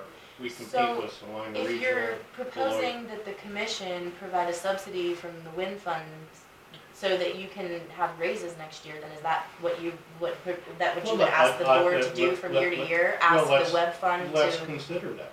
I think we But that's should what I'm talk about saying, that. you're basically, you're budgeting in a subsidy, expecting to use it for a particular issue, which you named raises for the employees, so then what happens to the year 2021, and what happens to year 2022? I think we need to discuss that, Well, Commissioner. Philosophically, all grants, and this doesn't apply to a grant from us, there are no grants that I know of that will fund, ongoing expenses, salaries, You're debt, correct. operating expenses, You're is never correct. part of a grant. So Yep. if you I come in said with a that grant earlier. and request funding for operating expenses, that's probably not gonna go very far. Right, but I'm talking about replacing funds that have been cut that I can use in my general budget. That's what I'm looking for, But you so know, you're- because, You're talking a real fine line, we'd have to take a close look at whatever I you wrote. understand that, but that's what I'm inviting the commissioners to do, is What I- discuss with my board ways, that if, and you have to answer that question, if you want a hospital in this county, what is the county willing to help do to Well, I guess the support that commission hospital? needs to come to some determining factors on what qualifies. So for example, the schools, you know, some people didn't want to see the schools receive money just because they felt like their own capital improvements should have been budgeted. But at this point in time, when they were needing certain things and proposing a bond to the people, Mhm. I preferred taking the web fund money that is accruing very little interest and putting it into the building so they don't have to ask for a bond on the people to raise their taxes. So I voted yes to that. The contracts with the web farm, unless there was something new in the newest one, basically describe the funds as being set aside for economic development or economic improvement. Right, So if that's a justifiable term, depending on what the commission defines that as, I mean, I think the last commission defined economic development with the schools as replacing their HVAC and their roofing materials and things like that, because if it wasn't gonna come down to that, the structural needs of the building were gonna be placed upon the people in the form of potentially bond revenue, or revenue bond, excuse me. So I guess that's probably the angle you would consider, would Yeah. be an I think economic it's development type. economic development, yes, as we Mhm. discussed in our first meeting this morning. You know, getting some more, access to capital is difficult, and we'd like to, I think my board would be appreciative to have a discussion with you all about that, for representatives. Okay, are we done with that? Yeah, I'm not willing to do any windmill issue myself personally right now. And I've talked to you about this before, I brought this up before, and I may be stupid on accounting for hospitals, but you have 8.5 million in expense and over 1 million in the red. Mm-hmm. And all of a sudden, that, I've been in meetings and it seemed like that's okay to live with that and that's okay. And all of a sudden, we give you 70,000 less or 100 or 20 grand that you would request, which is 1/10 of what you're in the red, and all of a sudden that's a crisis, that's a big deal. You can't hardly live without it, you're here for $100,000, but over here you got $1 million in debt, you don't seem concerned about that. That just confuses the hell out of me. Well, I explained it this morning, sir. I tried to. and I know you have. I'm sorry if I didn't do a very good job about how those costs were incurred, but we did discuss that. And I think a lot of it was one-time costs. So- Okay, well, no, you've done a good job, and I don't mean to act like I'm picking on you with this. It's just $100,000 when you got an $8 million business over here. It's not that much, but you guys are making a big deal out of it. And I know nobody wants cuts. We had a cut Council on Aging. We don't want to do that either. I don't, because I think they do a damn good service down here at the senior center and these guys. It's just, I don't. You talking 1% or of what total budget than last year, and you act like you can't live without that. And I don't see why you can't tighten your belt $100,000 and then be within your budget like you were last year. That's what I don't understand. We'll see what transpires. Okay. But I want to open the door to not being reduced every year, having another source. Well, hopefully we won't have to do it. I know some people think we're cutting you back. Yeah. We cut you back some this year. That's going to be going on forever, and then the hospital's going to be closed. That's the big fear. Well, I don't think that's going to happen. Well, I don't know. I seem to get a lot of pushback about the numbers that other hospitals get. So. Well, But anyway. well, here, I'll give you an I- example I- too. I was looking at your sheet you gave out, and Ellsworth gets like $14 million budget, and they get only $200,000 a year subsidy from that county. Well, maybe we could operate more like Ellsworth. Well, that'd be nice. We would need to have a new clinic, a place to do surgical procedures. Well, our problem is, you know what our, We're going Yeah. around in circles Yeah, here. Let's- I would appreciate Like a we meeting said. with the Okay. commission and the whole board. I think Alright. we can do that in the near future. all right. I'm gonna move on to Alright, Mr. well, Knapp, thank you. and I'm Yeah, thank sorry you, that Steve. you had to wait, but with the budget hearing and that discussion, we're just a little behind. Do you need an executive session, sir? I would prefer to be honest. Okay. So, 10 minutes, do you think Yeah, that'll that's do? fine. That'll be plenty. I move to recess into executive session for the purpose of discussing, Payment of class or whatever. I guess we don't really need an executive session for that, but let's talk to him first, then we'll make Yeah. a decision out of executive. Okay, so the purpose of discussing, Do you want me to come up there? yes, please, come to the table. Purpose of discussing, Repayment of class. But it doesn't fit under personnel, so. yeah, I don't know exactly what the rules it's are. okay, I know. We'll do exactly. Well, yeah. Well, you still have to have a I have to subject. have to a see. subject,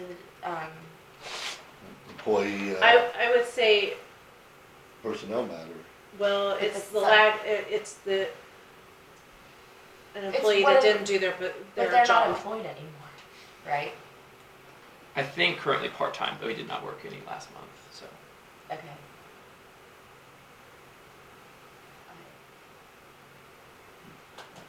To discuss matters related. I mean, I would just prefer. Let's talk about your personal, to discuss Personal personal finance. finances Yeah. of this particular Yeah, sure. employee, can we do that? And then whatever decision we come to, because we were kind of briefed on the situation. Yeah, And then we have to do that in the public session again, but we'll just ask you our question, or ask you your questions, and you can ask us yours.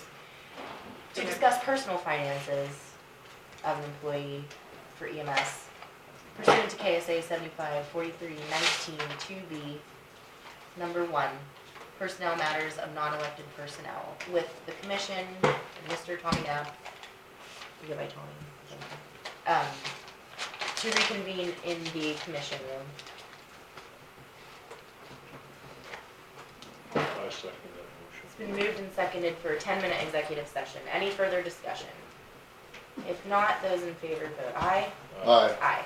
Motion carries. thank you, sorry. Yeah, that's okay.